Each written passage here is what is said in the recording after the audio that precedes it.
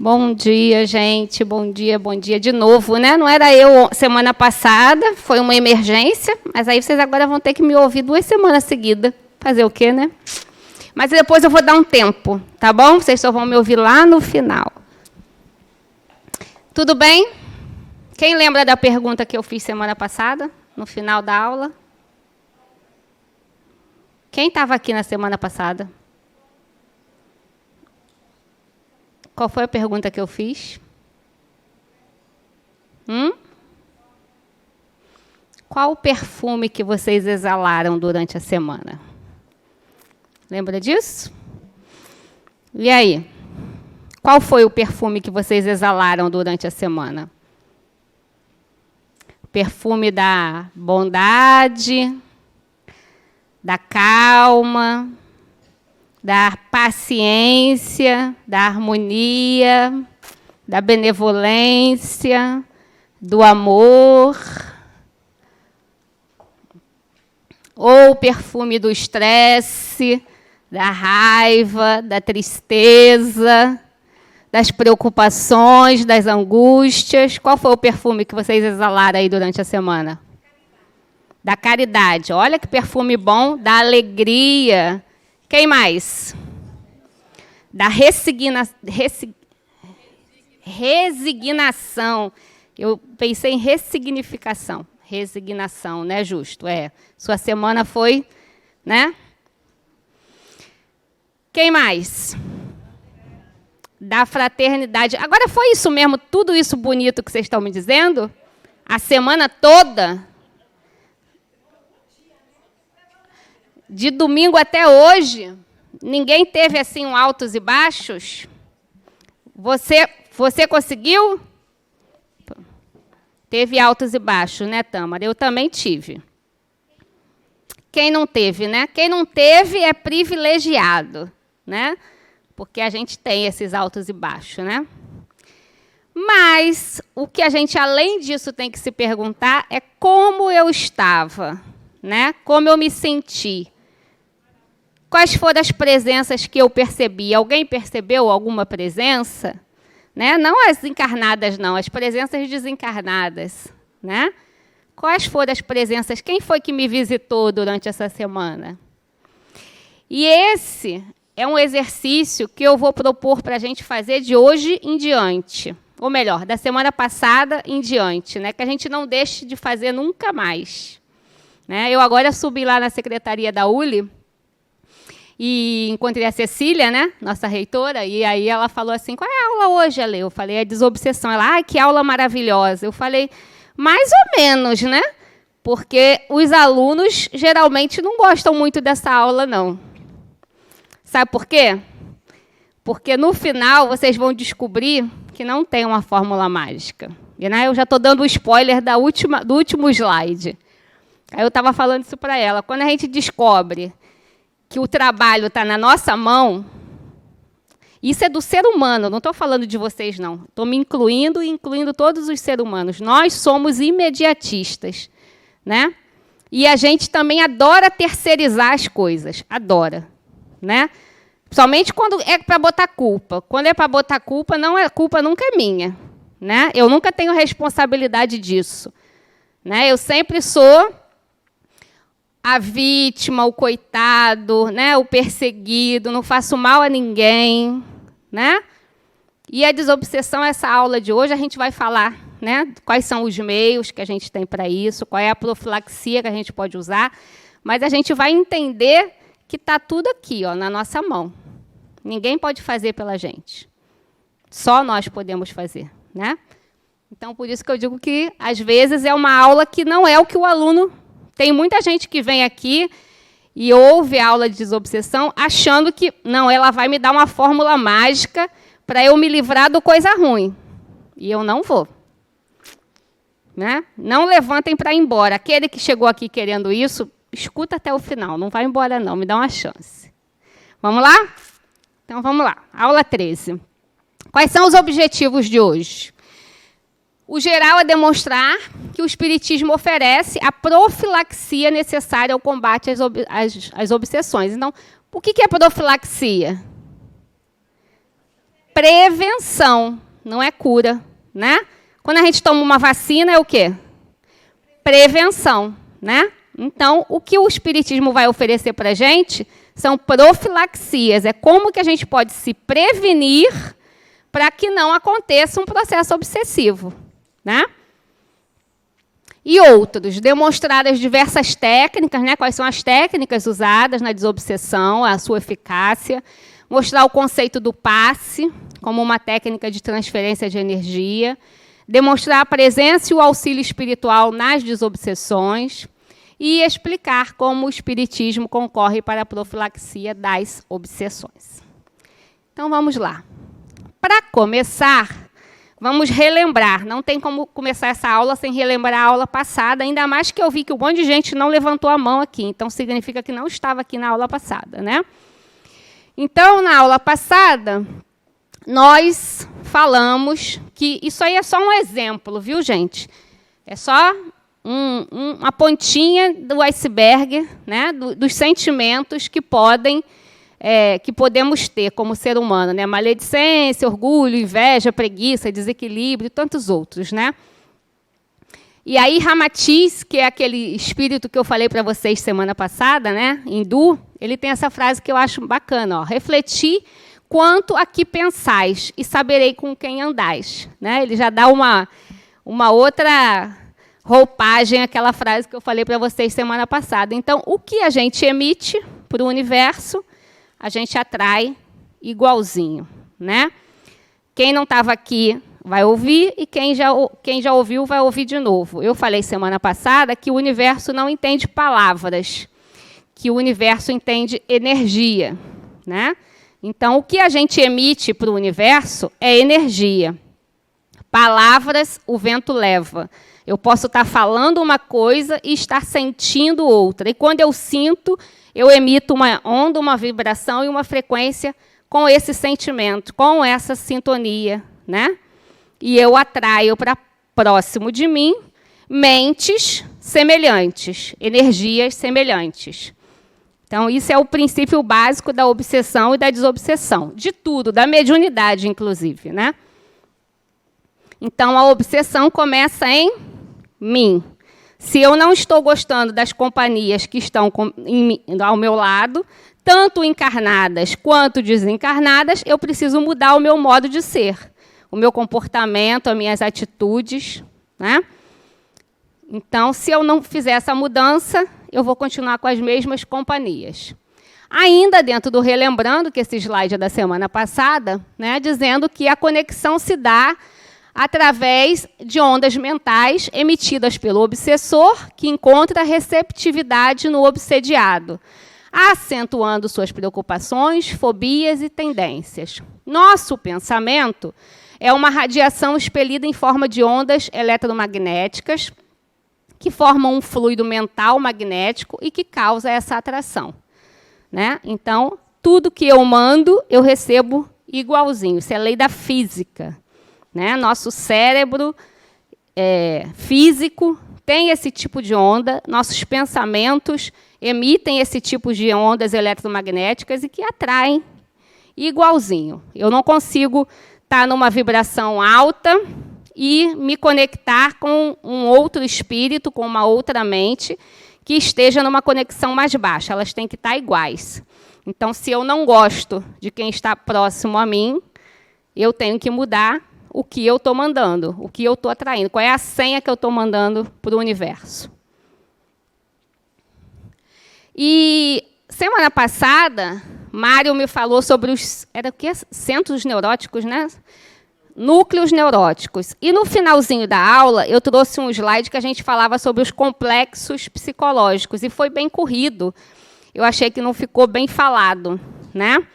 Então, os complexos psicológicos, alguns autores da literatura espírita, inclusive Adenauer, nos dizem que é justamente o veículo pelo qual os obsessores trafegam, vamos dizer assim. O que são os complexos psicológicos? São arquivos, né? Eu costumo dizer, são gavetinhas que tem na nossa mente, e que cada vez que a gente tem uma situação, uma experiência que nos causa determinado sentimento, vai para aquela gavetinha. Então, situações que me causam tristeza, todas são armazenadas lá naquela gavetinha da minha mente. Situações que me causam medo são armazenadas naquela gavetinha da mente.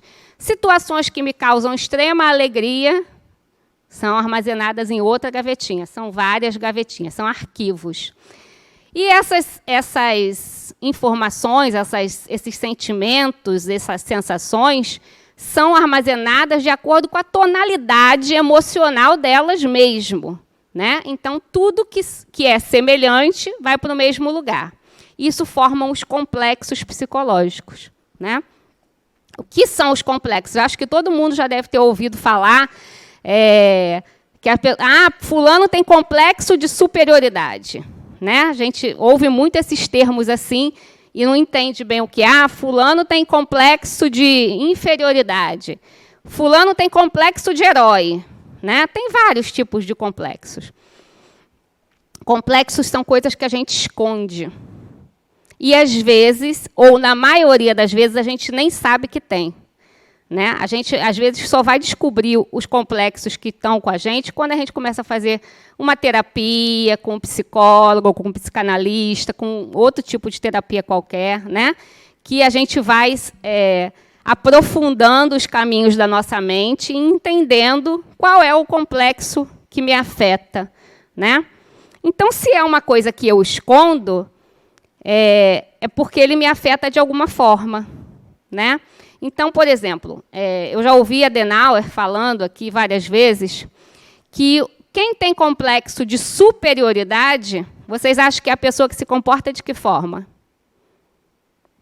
Arrogante? Não. Quem tem complexo de superioridade é a pessoa mais humilde do mundo. Sabe aquela que você elogia, ela diz, não, eu não fiz direito, não foi bom, né? Podia ter sido melhor. Não, hoje eu nem estava nos meus melhores dias. Né? Que nada, fulano faz bem melhor que eu. Esse tem o complexo de superioridade. E a gente acha que é o de inferioridade. Né?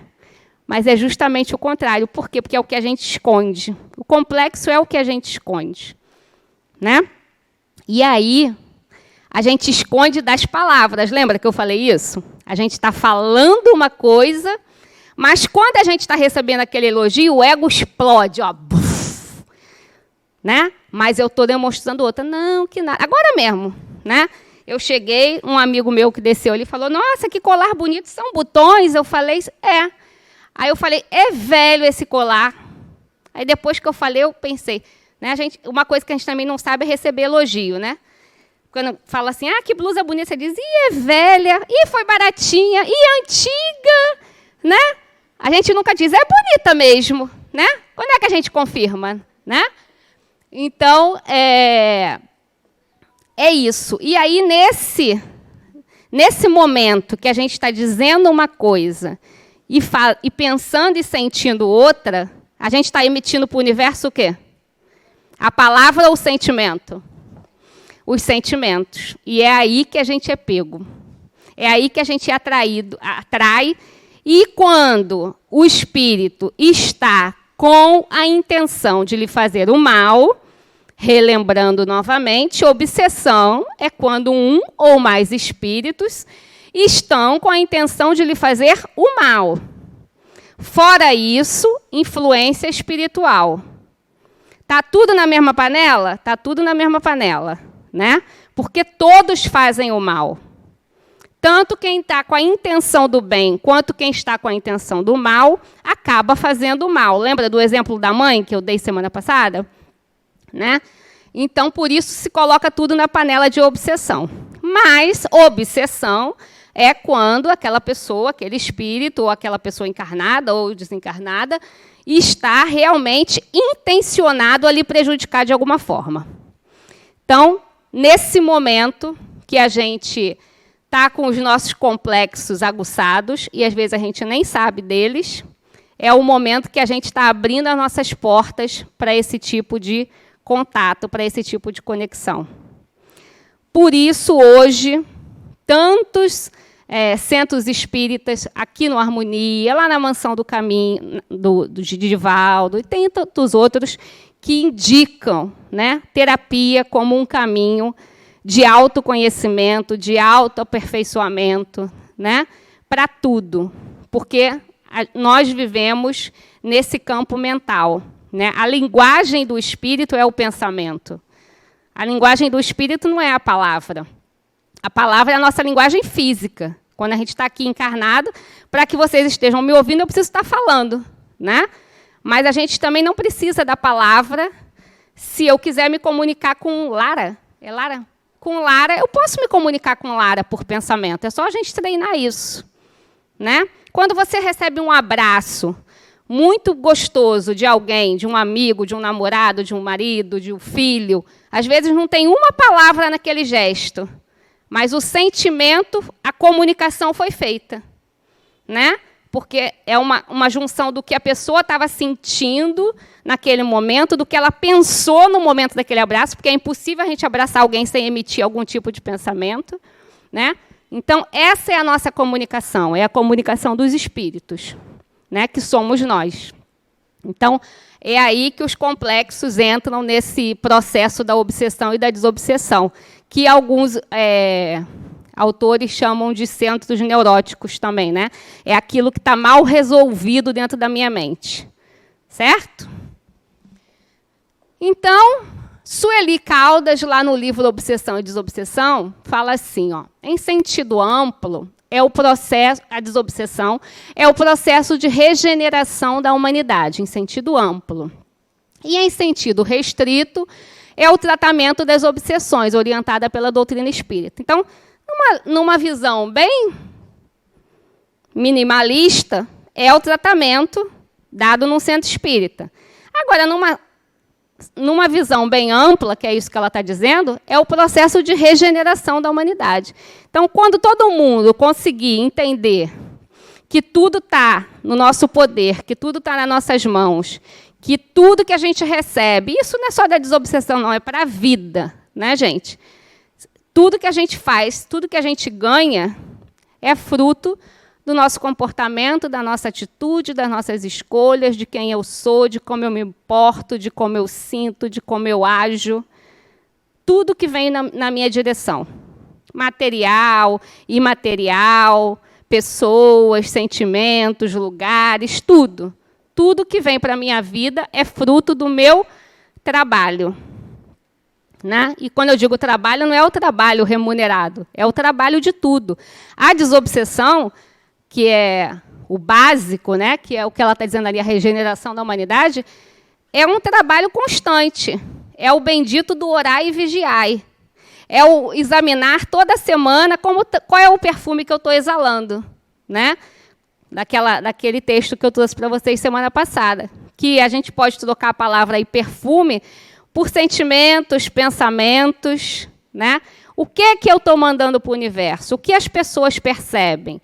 Quando eu falo de Nair para alguém, o que a pessoa pensa na hora? Nair é uma pessoa boa, caridosa, de bom coração, é uma pessoa que a gente gosta de estar perto. Ou quando eu falo de Nair, as pessoas pensam, ai, ainda bem que não está aqui, porque é chata, pessimista, deprimida, fofoqueira. Isso é um bom balizador para a gente saber quem nós somos. O que as pessoas falam quando eu não estou perto? Quais são as características minhas que mais sobressaem para o mundo? As pessoas gostam de estar perto de mim, as pessoas falam bem de mim. Esse é o perfume que eu ando exalando aí pelo mundo. Né? Então, é para a gente ir fazendo essa autocrítica todos os dias. É um trabalho que não para. A gente só vai melhorando se a gente for se autoanalisando constantemente. Fora isso, a gente não vai evoluir. Esse é um dos passos da evolução, né? Se tornar uma pessoa melhor todos os dias. André Luiz diz assim, ó, todos nós, os espíritos em evolução na Terra, temos a nossa cota de obsessão. Lembra que eu falei para vocês semana passada que obsessão é igual gripe, dor de cabeça? Todo mundo passa por ela? Então, André Luiz fala mais bonito do que eu, né? Então, ele falou aí, ó. Todos nós temos nossa cota de obsessão, em maior ou menor grau. E todos estamos trabalhando pela própria libertação. É o que a gente acha que estamos, né? Desejamos que estejamos. À vista disso, de quando em quando, é sumamente importante que façamos um teste de nosso processo desobsessivo, a fim de que cada um de nós observe em particular como vai indo o seu. Então, brilhantemente, com palavras lindas, André Luiz falou o que eu acabei de falar para vocês, né?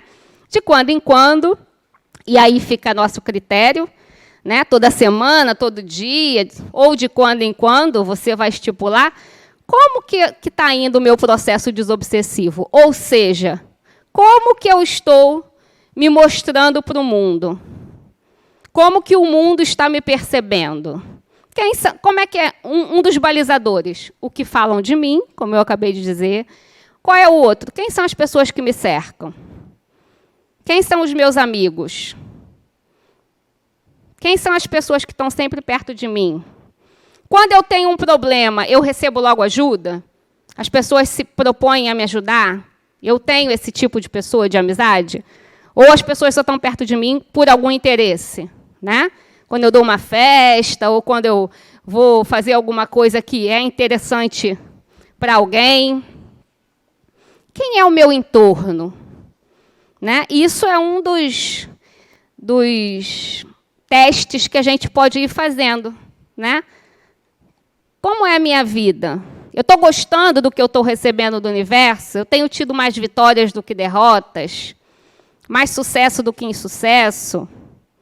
Eu tenho recebido mais amor, alegria, do que fofoca, maledicência, inveja? O que eu tenho recebido? Porque o que eu tenho recebido é o que eu tenho dado. Aí entra o que eu falei no início da aula. Aí a gente vai dizer, não, alguém vai pensar... Eu tenho certeza que agora na cabecinha de alguém aqui, ou de alguns, deve estar assim. Nada a ver o que ela está dizendo, porque eu sou uma pessoa maravilhosa. Eu não faço mal a ninguém, não faço mal a uma mosca e só levo pancada da vida. Né? A gente não pensa isso? Porque a gente sempre se coloca nesse lugar. E aí eu vou além disso aí. Hoje, justo pode ser uma pessoa justa. Olha o trocadilho bonitinho que eu fiz. Né? Hoje, justo pode ser uma pessoa bacana, legal, caridosa, que não faz mal a uma barata. Mas quem foi justo na encarnação anterior? Quem foi justo há 3 encarnações atrás? Há 4, há 5? Né? A Adenauer sempre faz uma brincadeira, mas que é verdade, que hoje é a nossa melhor versão. Hoje, a Alessandra é a minha melhor versão. Tudo de melhor que eu posso ser, eu sou agora. E não sou nada do que preste, não sou flor que se cheira. Né? Como diz Laís, a nossa coordenadora, come 1 quilo de sal comigo para você ver quem eu sou. Né? Todos nós somos assim. Todos nós somos assim. Né? Quando o pessoal elogia aqui o Luiz, né? Não, o Luiz é um doce. Eu falo, vai morar com ele, vive com ele. Né? Dorme e acorda com ele para você ver. Porque todo mundo tem qualidades e defeitos, vamos dizer assim. Né? Que não são defeitos, são coisas que incomodam. Né? Todo mundo vive os altos e baixos. Por isso eu perguntei no início assim, quem viveu a semana aqui tranquila? Eu acho que só 2 pessoas me afirmaram com certeza, ela e ela. E ela lá atrás. Né? 3. Porque a gente vive assim. A gente pode estar 2, 3 dias legal, daqui a pouco vem um tapão da vida e a gente se irrita, se estressa, né? E passa aquele dia mal. É para estar assim. Né? Então, hoje é a minha melhor versão. Eu já fui muito pior, como espírito, como pessoa. Imagina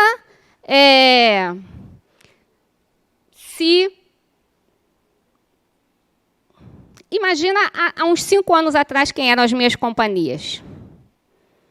Imagina se hoje eu já faço essa análise e acho, estou precisando melhorar. Né? Agora, vamos imaginar também daqui a 10 anos. Eu espero que a gente, quando fizer esse teste, pense assim, poxa, estou bem melhor. Né?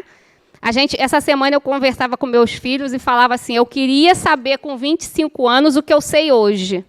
Né? A gente costuma dizer isso, né? Quando a gente está um pouco mais velho, a gente diz, eu queria com 20 anos saber o que eu sei hoje. Não tinha como, com 20 anos, você ia saber o que você sabia com 20 anos. Né? Porque faz parte da evolução. E a encarnação é assim, se a gente for espaçar mais isso, a cada encarnação a gente cria mais habilidades, a gente sabe mais coisas. Né? E isso, consequentemente, vai fazendo com que a gente evolua mais. Então, daqui a 10 anos, eu espero que a gente estejamos todos com melhores companhias encarnadas e desencarnadas do que a gente tem hoje. Né? Mas, para que daqui a 10 anos a gente tenha melhores companhias, a gente precisa começar agora.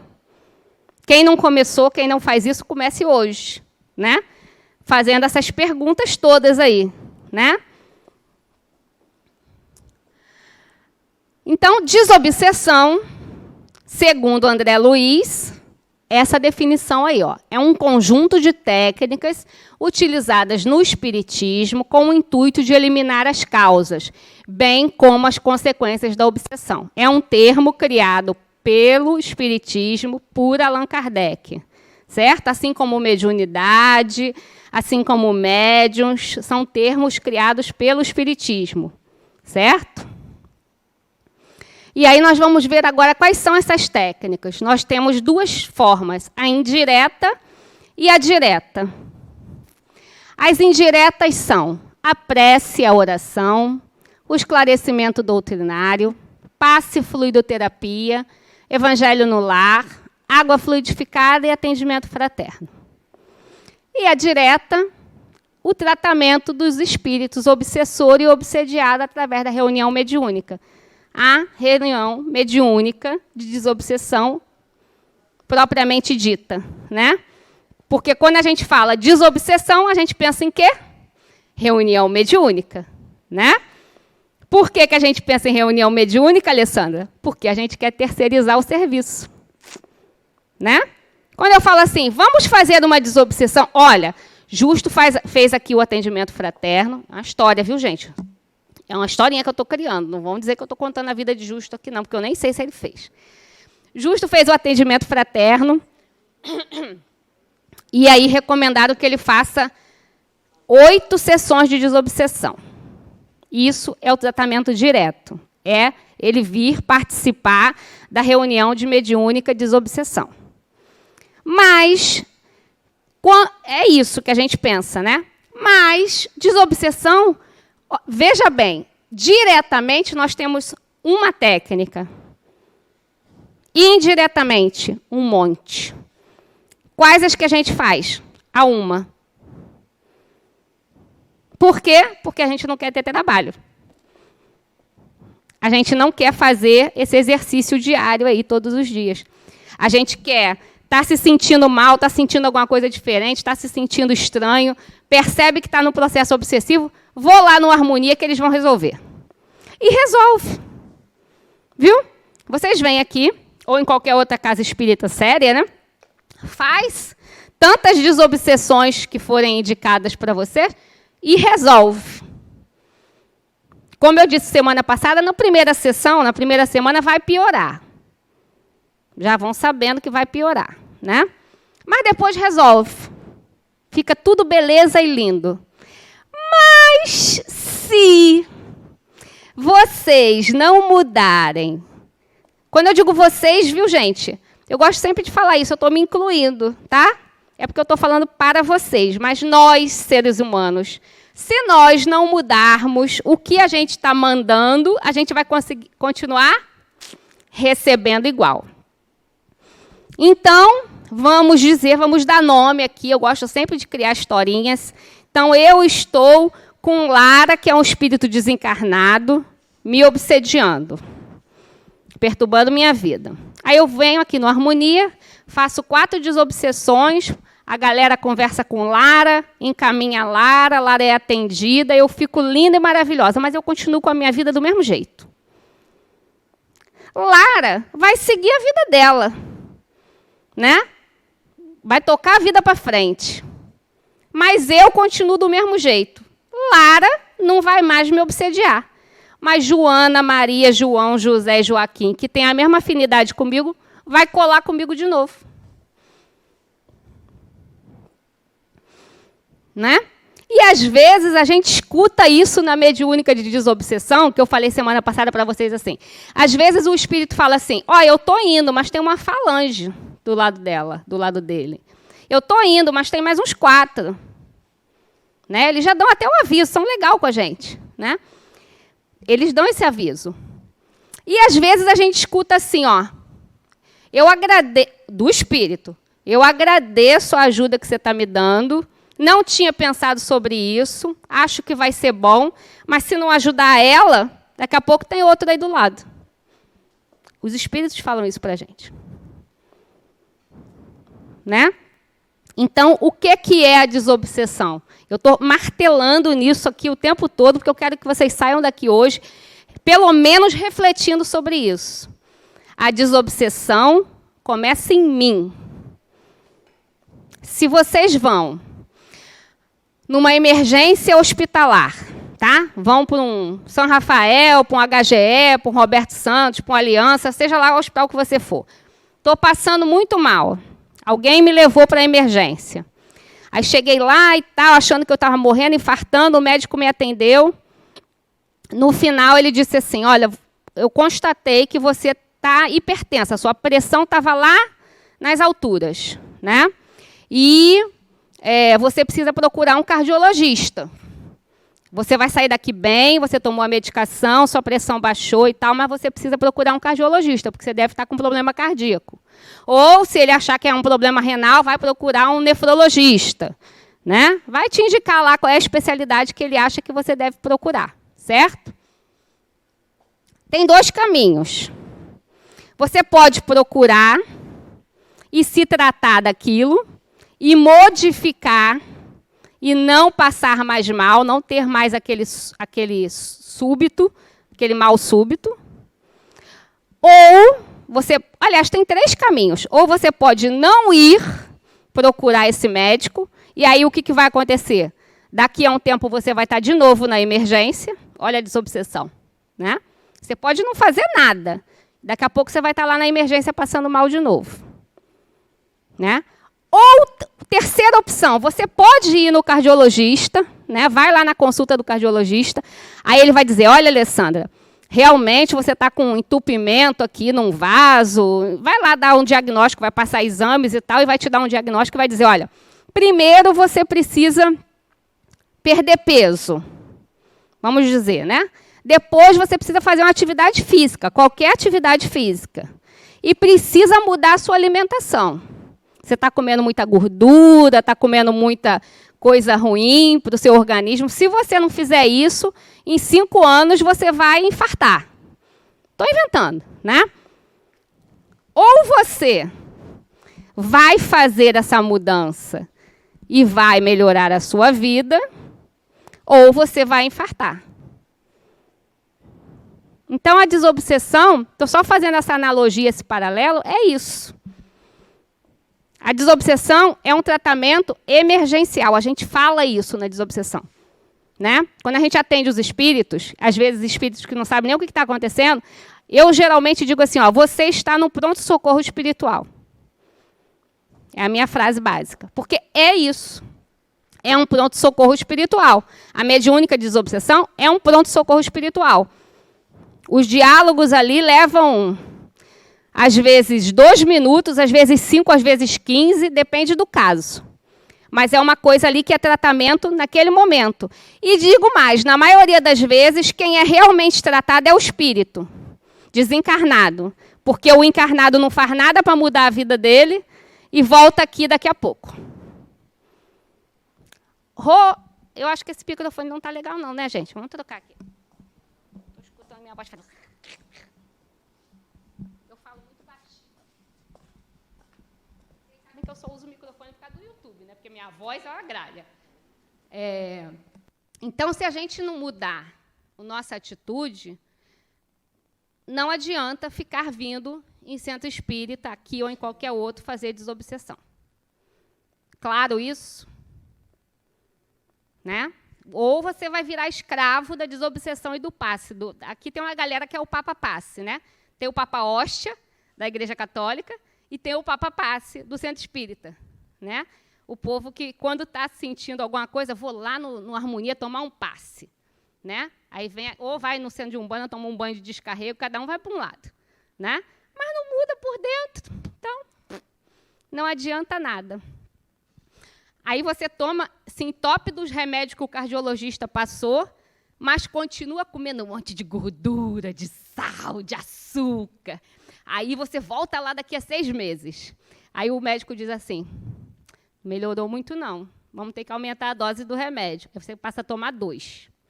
Aí você toma 2, aí você acha que, como você está tomando 2, você pode comer mais ainda, né? Aí você come mais gordura, mais açúcar, mais farinha, aí volta lá, aí passa mal, aí vai para a emergência. Aí você está fazendo tratamento com o cardiologista? Estou, sim, senhor, doutor.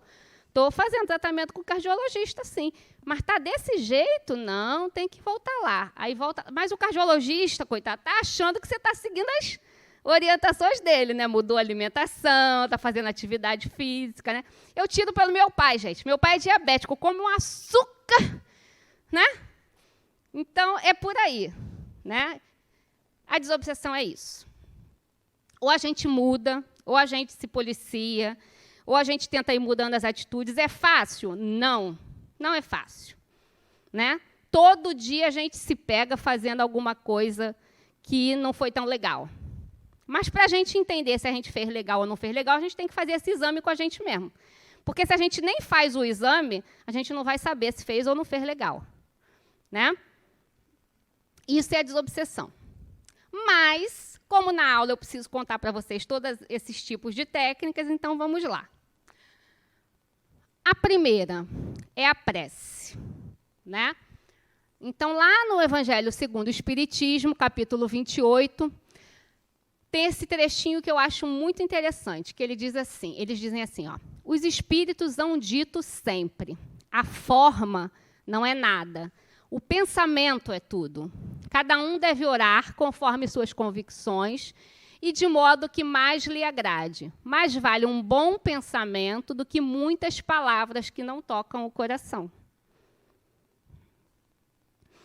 Então, tem também aquela pessoa que diz assim, todo dia de manhã, quando eu acordo, a primeira coisa que eu faço quando eu abro o olho é rezar, né?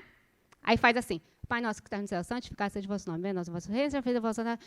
Ajuda, Senhor, que eu tenha um bom dia. Pronto, acabou. Rezou. Né?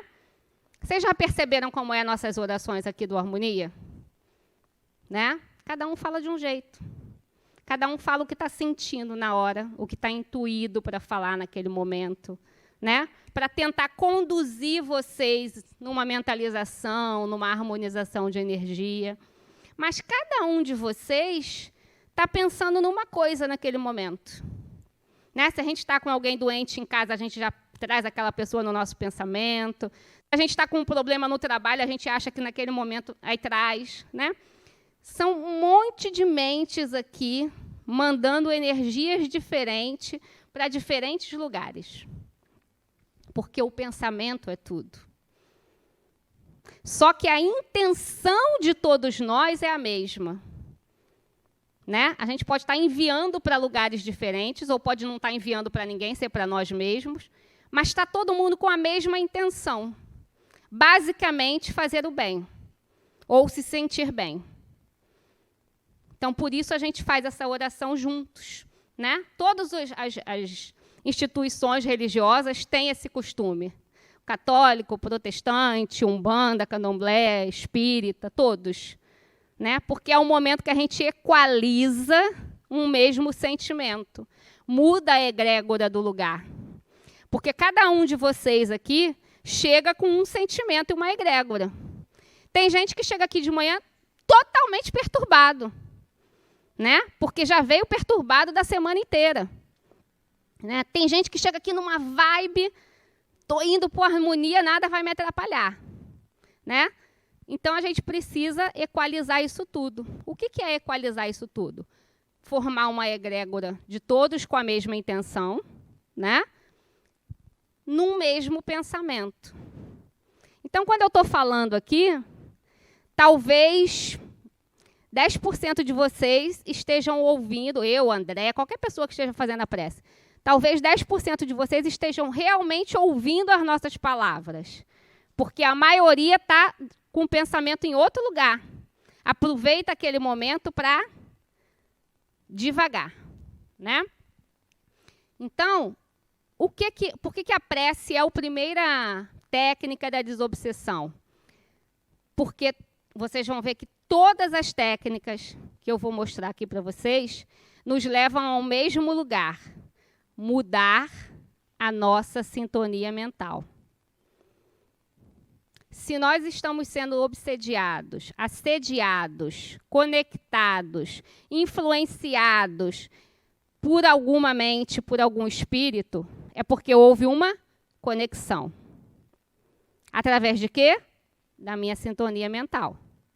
Se eu mudo a minha sintonia mental naquele momento, a conexão desfaz. Certo? E a prece é esse momento. Então, o exemplo que eu dei, a pessoa chega aqui agoniada, estressada, às vezes nem queria estar aqui, mas eu vou porque eu não quero ficar com falta, eu vou, né? Mas aí começa, a gente faz a oração, daqui a pouco a gente começa a falar, eu ou qualquer outro facilitador, e você começa a se interessar pelo assunto, e aquilo que estava te estressando ficou do portão para fora. A gente vai mudando esse pensamento, essa sintonia. E nesse momento, se tinha alguma mente, algum espírito tentando te perturbar nessa aula, desconectou. Ele se mandou, foi embora. Quando você passar do portão, se você voltar a pensar naquelas coisas, ele vai conectar de novo. É o acesso que a gente dá. Por isso, orar e vigiar. Diga, Ricardo. Bom dia.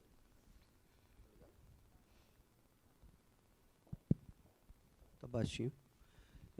Bom dia, Alessandra. Bom dia. Eu acho que você já respondeu, mas eu queria trazer só uma observação assim da minha experiência, né? Por exemplo, quando se fala em prece, certo? A gente traz algumas, vamos dizer assim, alguns vícios, por exemplo, Igreja Católica, né? Então, sempre há uma terceirização na prece.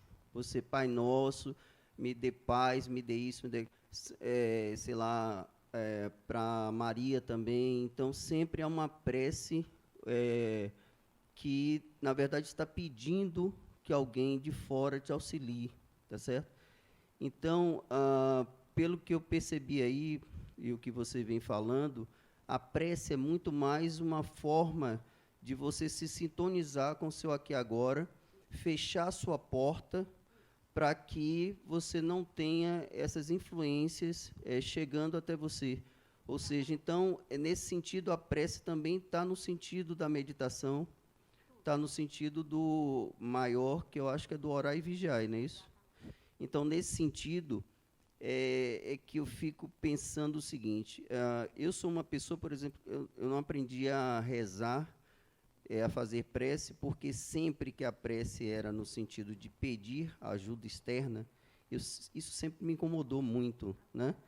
Mas aqui no Harmonia eu comecei a ver como vocês fazem essas coisas, e sempre com palavras, e aí, pelo que você está dizendo, transcende até a própria palavra, a questão do pensamento.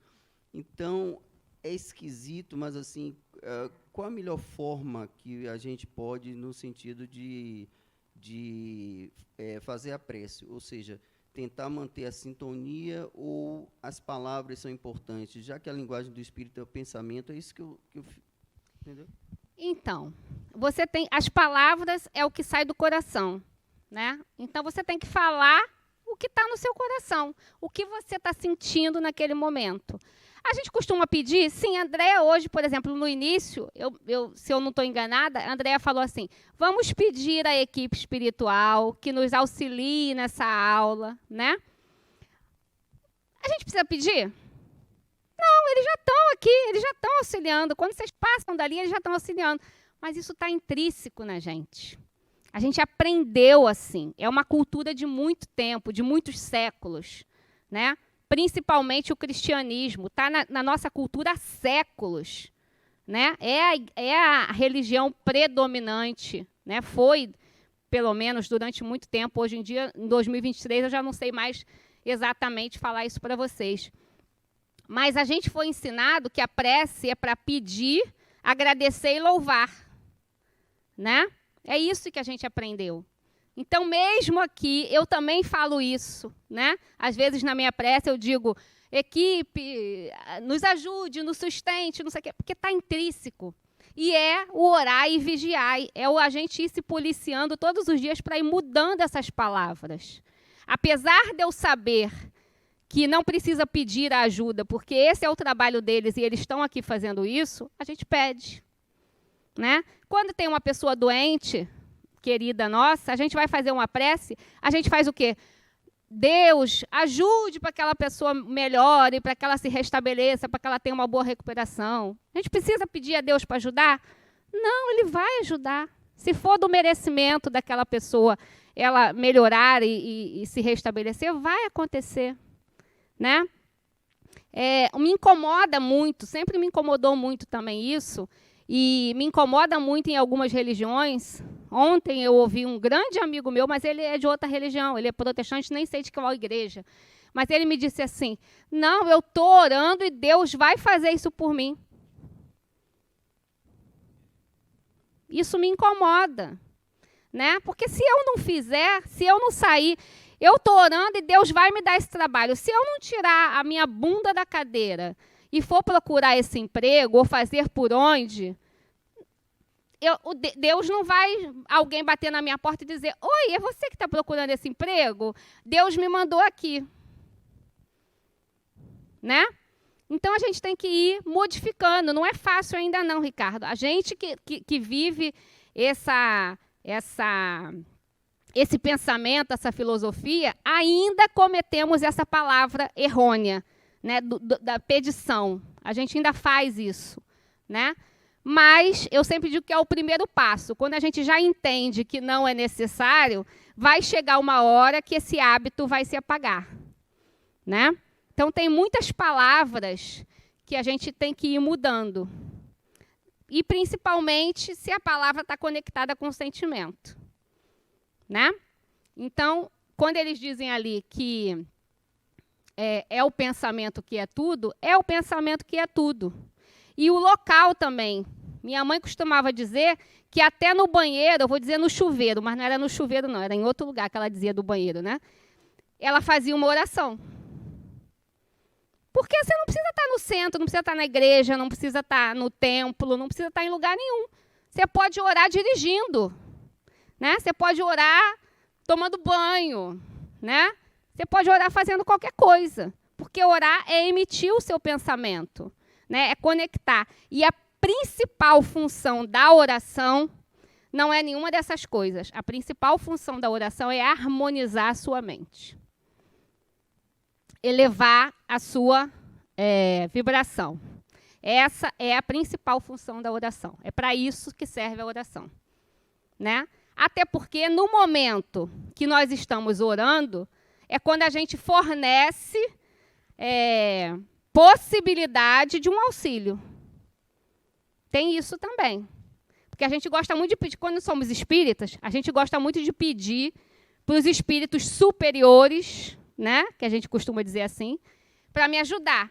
Mas nem sempre os espíritos superiores conseguem te alcançar, conseguem te ajudar. Se você não ajudar ele a te ajudar, já escutaram essa frase? Se você não ajudar a ele a te ajudar, ele também não te ajuda. Né? Eu falo isso para os meus filhos. Se você não me ajudar a te ajudar, eu não vou conseguir te ajudar. A gente não ajuda quem está ali parado, na inércia. A pessoa precisa dar o primeiro passo. A prece é esse primeiro passo. Né? A gente eleva ali a nossa energia e consegue o espírito lá de cima, assim, vamos criar um desenho animado, né? Alcançar ali a sua mão. Porque mais do que aquilo ele não consegue descer. Você precisa subir um pouquinho. Certo? Então, vamos lá, para o segundo. O esclarecimento doutrinário. Então, o que a gente está fazendo aqui? o que as pessoas fazem quando vêm nas palestras públicas, né, de quarta, de quinta, de sexta, de sábado. Né? Nós temos 4 palestras públicas, né? A de quarta, a de quinta, a de sexta e o evangelho de sábado. Então, quando você senta aqui e se propõe a ouvir, né, um assunto, uma aula, uma palestra, você também está fornecendo meios de ser ajudado, porque você está ampliando a sua consciência, ampliando os seus conhecimentos, mudando os seus comportamentos, né? Deixando lá fora o seu amiguinho ou trazendo ele para dentro. Às vezes você traz também, né? Às vezes o espírito que está contigo fala assim, pensa assim, que tanto que Lara faz nessa harmonia, eu vou lá para ver o que é. E aí a gente tem vamos dizer assim, uma proteção, um escudo que não deixa qualquer um entrar aqui. Né? Tem uma proteção espiritual. Mas quando a espiritualidade entende que também é importante que aquele cara entre, porque naquele momento ele vai escutar alguma coisa que vai tocar ele, eles deixam que entre. Então, às vezes, a gente deixa na porta, às vezes a gente traz.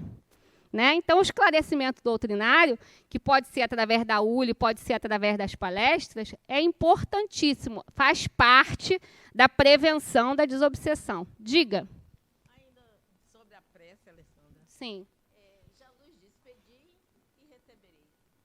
Aí depende do que a gente vai pedir, né? Sabedoria, orientação. Isso. Então, o pedido é fácil. E ter cuidado com o que vai pedir, viu, gente? Porque eu mesmo tinha uma coisa que eu fazia que eu parei de fazer, viu? Que quando estavam me enchendo muito o saco, eu dizia, dê-me paciência, Jesus, dê-me paciência, Deus.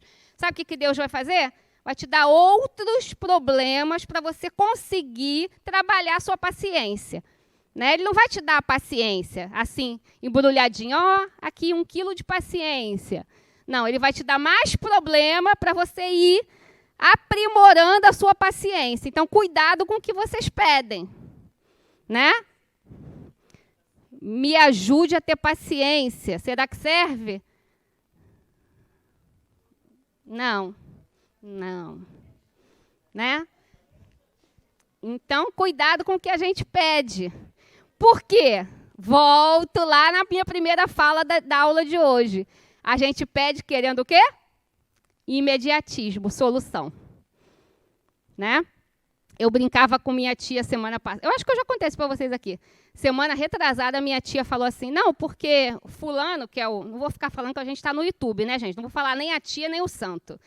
Mas foi uma das minhas tias, que eu tenho muitas, falou assim, não, porque fulaninho está há 3 meses fazendo terapia, não mudou nada. Tá? Aquela psicóloga está levando o dinheiro dele, ó, e nada mudou. Falei, tia, psicóloga e terapia não é antibiótico. Né? Antibiótico a gente toma 2 caixas, 7 dias, 14 dias, fica bom. Né? Terapia não, é um trabalho às vezes de anos. Tem gente que faz terapia há 20 anos. Aí não melhorou, não é possível, né? Que em 20 anos essa pessoa não tenha dado uma melhorada. Né? Mas ela já está bem para receber alta? Ainda não. Né? A gente tem uma bagagem aí muito grande, né? Então, quando a gente pede, né, a brincadeira que eu fiz de pedir paciência, a gente quer que a paciência venha ali, ó, 1 quilo de paciência. Toma. Aí você tem uma ali, tá? Ela já fez a pergunta? Já, então é você. Traz aqui ideia para ela.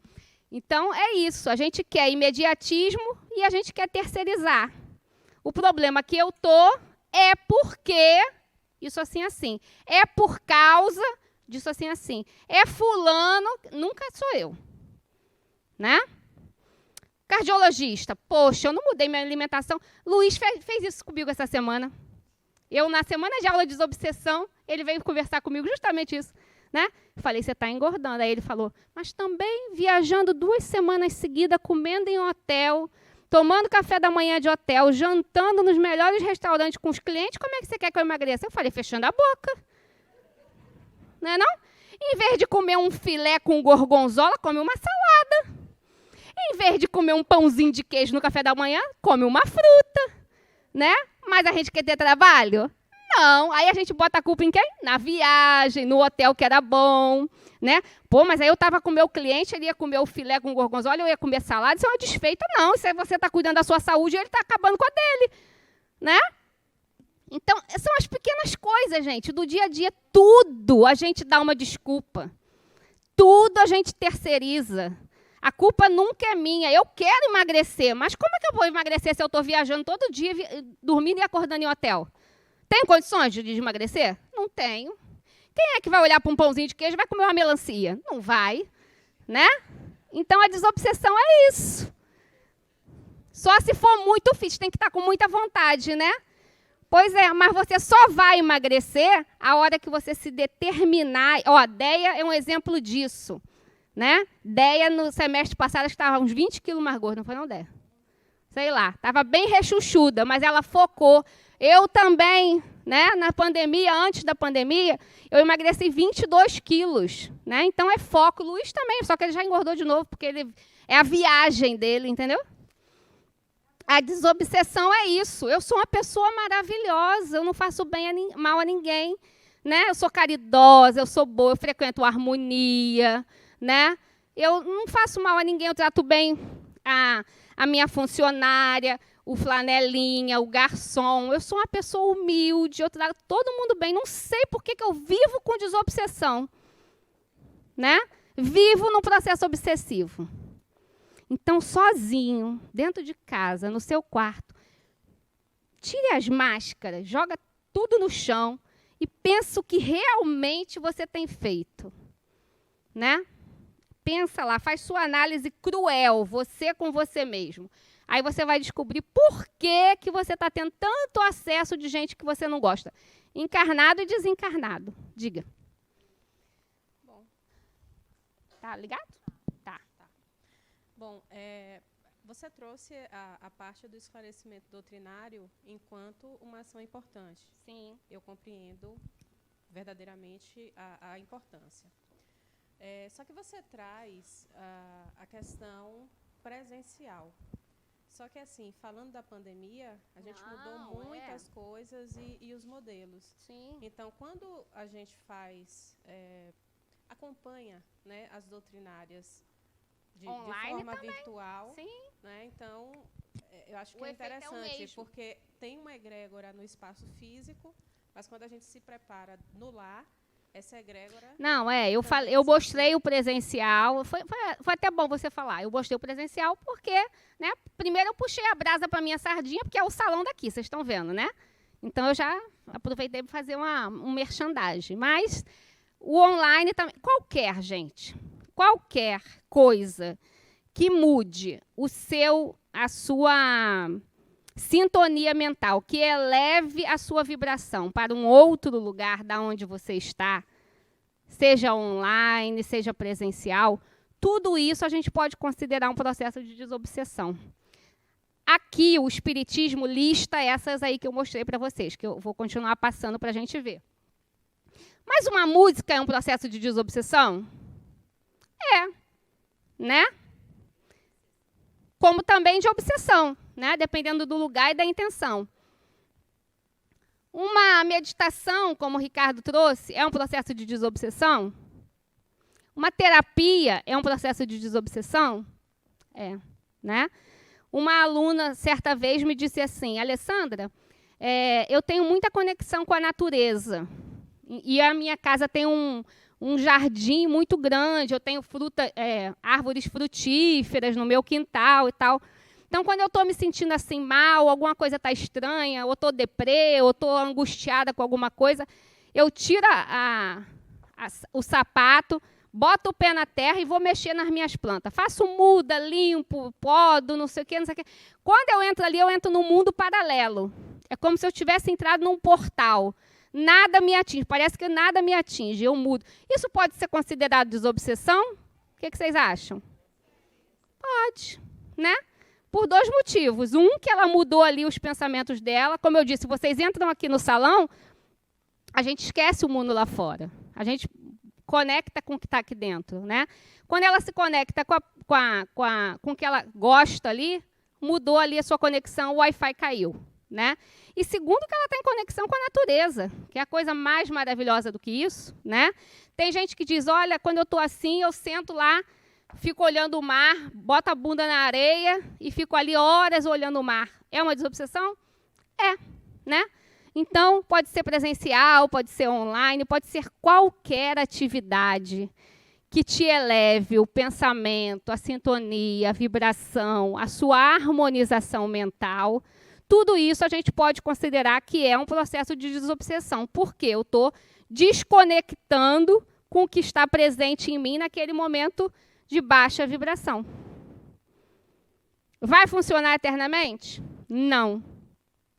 Porque quando eu voltar da praia, quando eu sair do jardim, quando eu acabar de ouvir a música, quando eu sair da terapia, se eu voltar para o mesmo lugar que eu estava, se eu não trabalhar isso em mim, se eu não me policiar, se eu não me vigiar, se eu não me observar, se eu não me analisar, eu vou voltar para o mesmo lugar e as mesmas conexões serão estabelecidas de novo.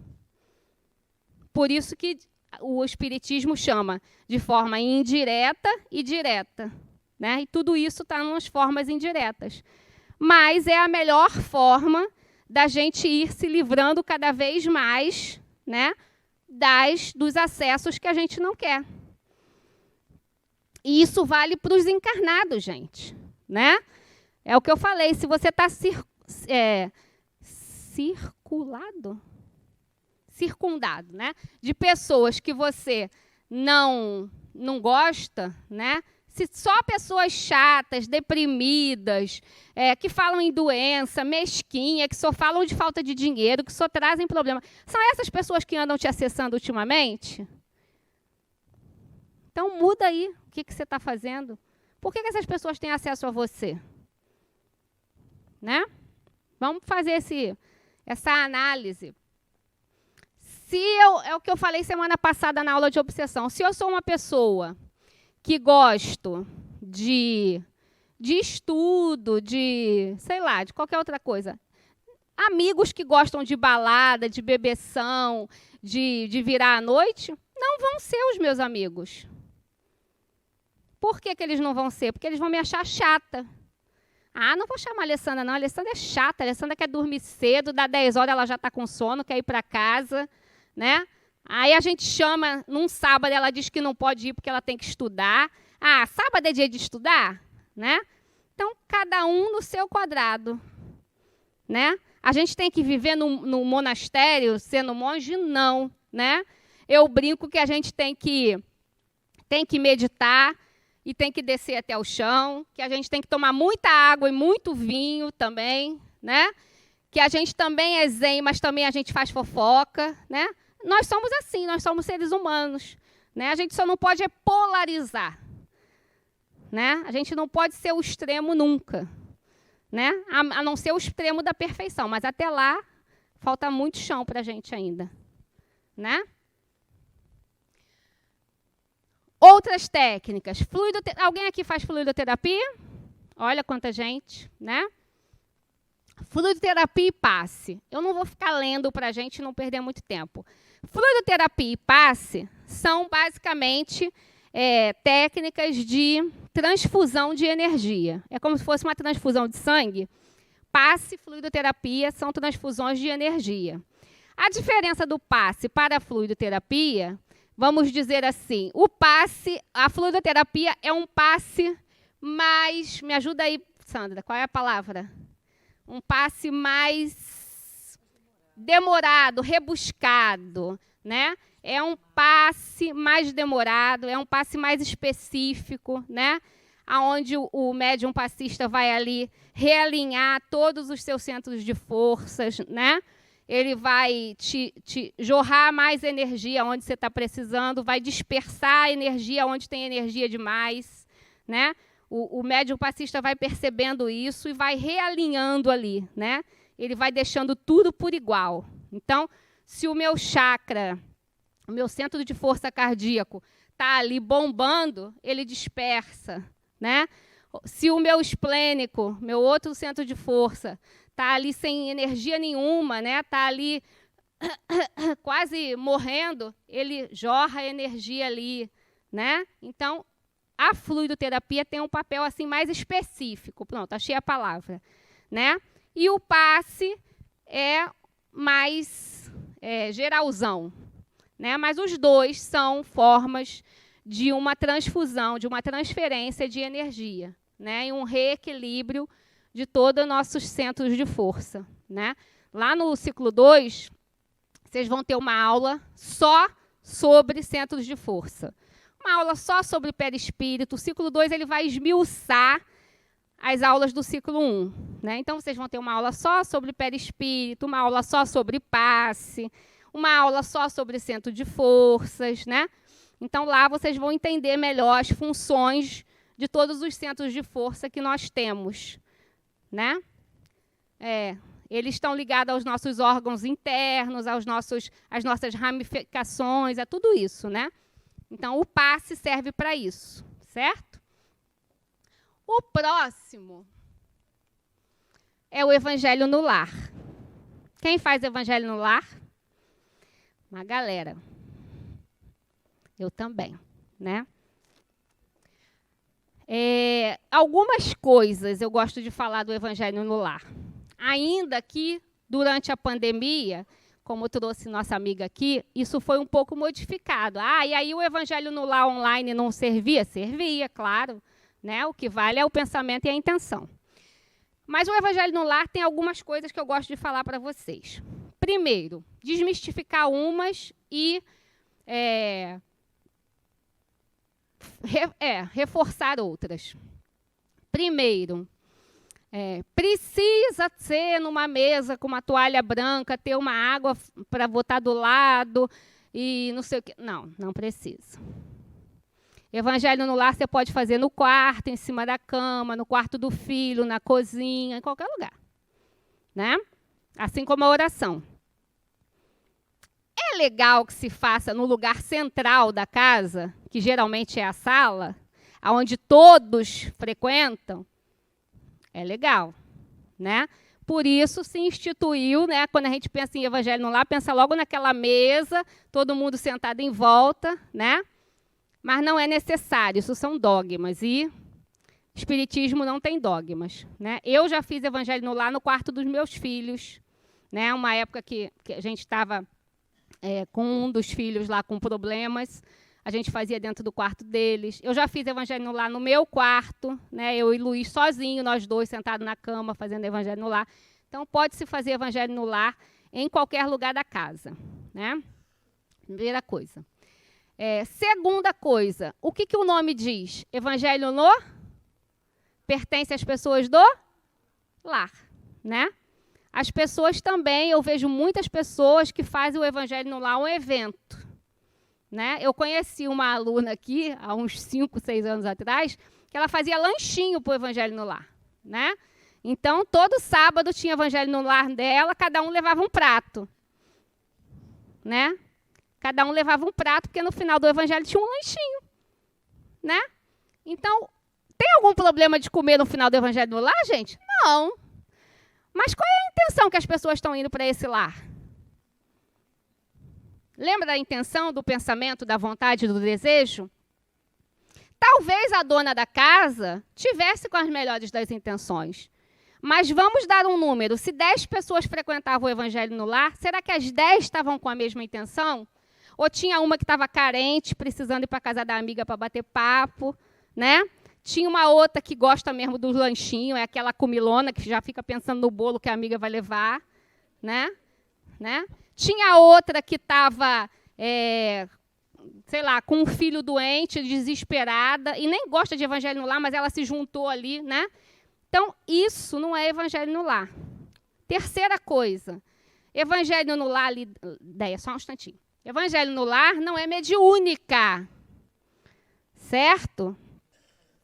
Tem gente que faz isso direto, né? De dar comunicação. E aí, nesse lanchinho, vira uma mediúnica. E aí também tem a quarta pessoa, que além do lanchinho, da carência, não sei o quê, vai pelo fenômeno. Né? Vai lá porque o amigo, o mentor, que é outra palavra que aqui no Harmonia a gente derruba, viu, gente? Mas a gente gosta de falar... Eu falo parceiro, Né? Quando eu estou nas minhas mediúnicas, eu falo parceiros espirituais, porque eles são meus parceiros. Né? Eu falo amigos espirituais, vocês raramente vão me ouvir falar mentor. Mas aí essa pessoa vai porque o mentor de Mário é fantástico. Então, quando eu estou no Evangelho no Lar, na casa de Mário, o mentor dele fala coisas tão bonitas. Né? Então, eu não perco o Evangelho no Lar na casa de Mário. Né? Provavelmente, esse mentor de Mário deve ser um galhofeiro. Né?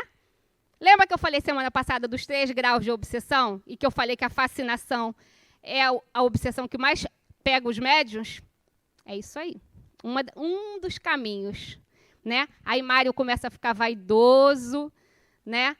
Aí aquela amiga já convida a amiga da amiga. Não, eu vou num Evangelho no Lar no sábado, na casa do Mário. Ele tem um mentor que você não faz ideia, menina. O mentor dele é maravilhoso. Vamos comigo. Né? Daqui a pouco, o Evangelho no Lar da casa de Mário virou uma mediúnica. Né?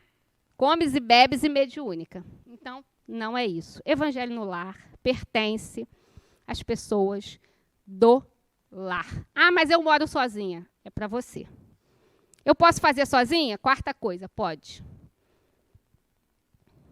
5ª coisa. Houve uma época na minha casa, eu, Luiz e nossos 2 filhos, que fazíamos nós 4. Hoje, um tem 19, outro tem 16, nenhum dos 2 quer fazer Evangelho no Lar. Não fazem. Porque não adianta eles estarem ali com a gente, um está pensando na namorada, o outro está pensando no jogo.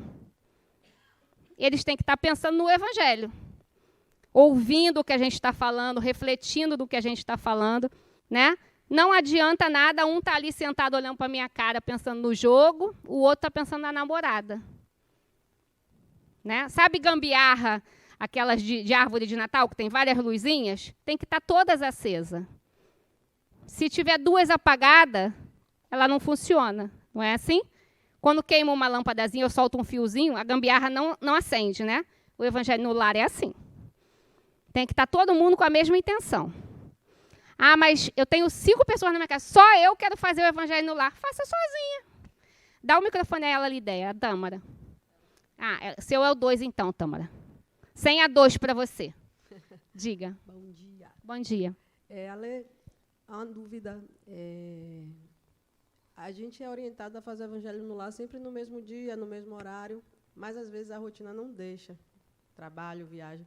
Qual seria a sugestão, por exemplo? Eu determinei que meu Evangelho vai ser na segunda às 8 horas da noite. E às vezes eu estou em um lugar completamente distante daqui, viajando, trabalho, alguma coisa. Dá para fazer lá ou dá para negociar com o espírito? Oh, deixa eu voltar, que sexta-feira a gente faz. Qual é a linguagem do espírito? Qual seria a sugestão? Qual é a linguagem do espírito? Pensamento. Né? Então, já aconteceu comigo. O meu Evangelho no Lar, na nossa casa, é domingo, 9 horas da noite. Todo domingo, 9 horas da noite. Mas já aconteceu, por exemplo, de eu estar em algum lugar às 7 e não conseguir chegar às 9 na minha casa. Então, às 7, quando eu percebo que eu já não vou estar às 9 na minha casa, eu já mentalizo com a galera, com os parceiros, com os amigos, né? E digo, ó, hoje eu não vou conseguir estar lá. Vamos fazer amanhã às 9? No mesmo horário? E a gente faz às 9 no mesmo horário. Ah, se eu estiver numa casa de praia, eu posso fazer? Eu tenho uma casa de praia, né? E aí eu fui passar o final de semana na Praia do Forte, em Guarajuba, sei lá, em qualquer lugar. E aí eu não vou conseguir chegar por algum motivo. Eu posso fazer na minha casa de praia? Pode. Né? Desde que você não chame os vizinhos e faça um lanchinho. Tá tudo certo, né? Então, são algumas coisas, né? Então, você não precisa estar dentro do seu lar, todos participarem, a menos que todos queiram, né? Você pode fazer sozinho. Você não precisa de uma mesa, de uma toalha branca, de uma jarra de água. Se você quiser botar a jarra de água, a garrafa de água, beleza. Ponha, mas não, se não tiver, ele vai funcionar do mesmo jeito. Qual é o intuito do Evangelho no Lar? Harmonizar as energias do lar e das pessoas que moram naquele lar. Mesmo os meus filhos não participando do Evangelho no Lar, eles vão estar envoltos naquela egrégora do Evangelho que eu e Luiz fizemos. Né? Durante o Evangelho, na nossa prece inicial ou final, a gente até mentaliza eles. Eu penso no quarto deles, eu penso no quarto de um, no quarto do outro. né? Então, a gente envolve eles naquela egrégora, né? Não precisa que esteja todo mundo ali, certo? Diga, Tâmara. Alessandra, Ale, por exemplo. Fiquei até brava que você me chamou de Alessandra. Não, Ale, desculpa. Desculpa, Ale. Diga. É o seguinte, aquele exemplo que você deu, daquela que só vem por causa do bolo, de outra que está desesperada por causa do filho. Enfim, será que essas pessoas que teoricamente não estariam conectadas, será que elas também não se beneficiariam? Por exemplo, aquela que está preocupada com o filho, será que ela indo lá, será que indiretamente o filho dela... Então, dela, Tâmara, nada na vida tem uma regra absoluta, né? Então, eu vou dar um outro exemplo que cabe nisso para explicar a sua pergunta. Eu sou carioca, todo mundo sabe disso, né? A minha família aqui é Luiz e meus 2 filhos. Mas a gente mora em Salvador, né, gente? Então, imagina quanto que a minha família me visita. No Carnaval, no São João, no Natal, né? Sempre tem alguém da minha família aqui, né? Eu moro em Salvador. Então, e todo domingo eu faço o evangelho. Então, suponhamos, agora no Natal, meu pai estava na minha casa. Eu deixei de fazer o evangelho? Não. Mas ele não é do meu lar, porque ele não mora aqui, ele mora no Rio, né? Então, o que eu fiz? Pai, nós vamos fazer o evangelho 9 horas. Você quer participar? Quero. Participou. Né? Já teve uma outra época que estava minha prima, minhas tias. Aí eu falei, a gente vai fazer o evangelho lá. Quer participar? Ah, não gosto disso, não. Não faço. Elas desceram, foram para a rua, e eu e Luiz fizemos o evangelho no lar. Né? Se a gente precisasse passear, tivesse indo fazer um passeio turístico, alguma coisa, a pergunta que ela me fez, teria algum problema de eu não fazer no domingo? Né? Porque eu só tinha o domingo para fazer aquele passeio, elas iam viajar na segunda-feira de manhã. Não teria, né? Não é também, se eu não fizer o evangelho lá, minha semana vai ficar de cabeça para baixo. Não, gente, nada é regra absoluta, né? Posso sim, né? Tem uma amiga lá, com o exemplo que eu dei, está aflita, está com um filho no hospital. Alessandra, eu posso ir participar do seu evangelho lá? Pode. O que não pode é virar uma rotina, né? Virar um evento, o meu evangelho no lar. Né? Eu posso ter outras pessoas de fora, parentes, amigos e tal, que estejam ali naquele momento na minha casa. Eu convido, quer participar, participa. Né? Estou com uma visita domingo, a visita não vai embora. Sabe aquela visita que almoça, come sobremesa, toma o café e depois ainda quer a janta? Tem essas visitas, né? Então, 9 horas eu vou fazer o evangelho. Você quer participar? Quero. Então, pode participar. O que eu quis dizer, Tâmara, é a gente não fazer do evangelho no lar uma folia, porque não é para isso, entendeu? Mas a gente pode envolver outras pessoas, sim, desde que isso não seja uma regra, seja sempre uma exceção. Certo? E desde quando se definam regras, né? Isso. Isso é bom. Obrigada, Lê. Pois é. Ou a gente pode também fazer o evangelho na casa de uma outra pessoa, né? Pode acontecer isso.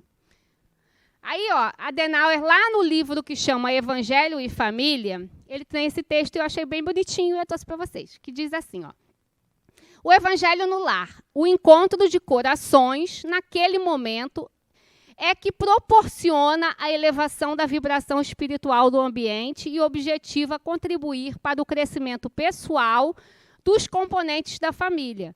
É um momento de se eliminar as diferenças e se escutar no silêncio da oração a alma de cada um. Então, o encontro dos corações é que proporciona a elevação de vibração.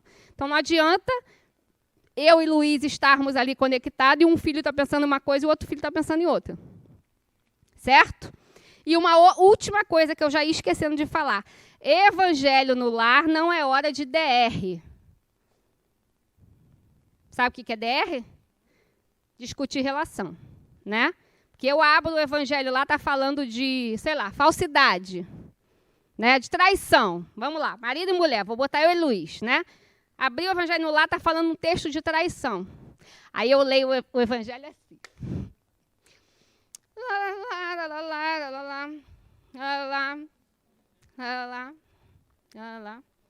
Tem alguma coisa para falar sobre isso?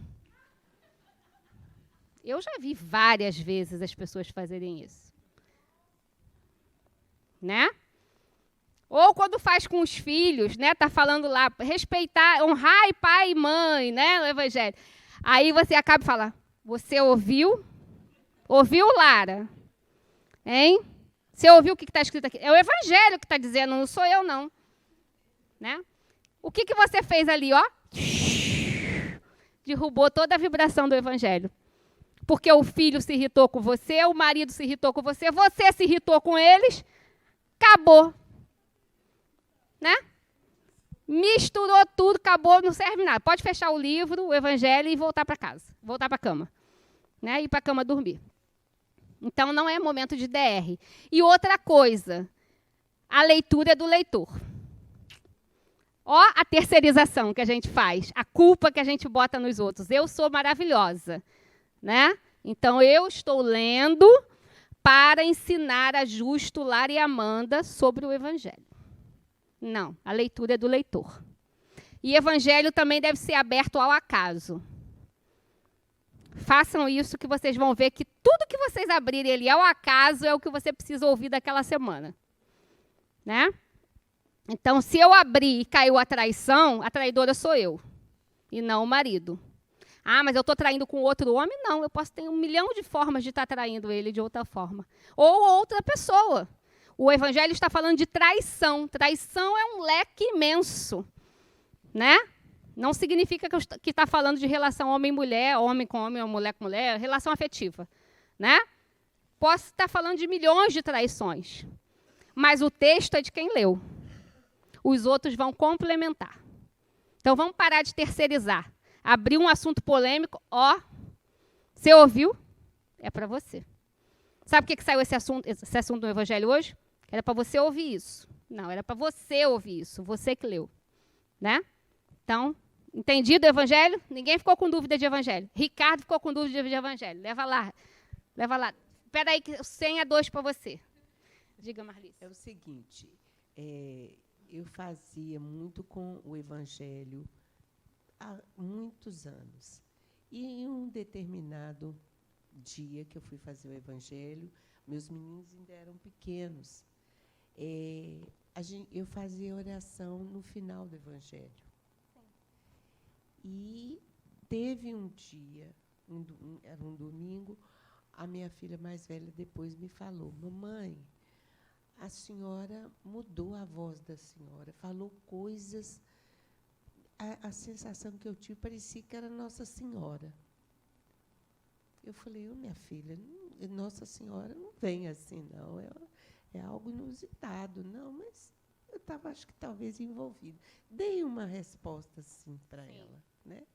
Agora, você trazendo essas falas todas, me suscitou isso. Quando nós estamos fazendo o Evangelho no lar, né, eu falei para ela ali, ó, tem algum problema de fazer no outro dia, na outra hora, em outro lugar? Não. Só avisa para a galera, porque o Evangelho no lar, a gente está assessorado pelos nossos amigos espirituais também.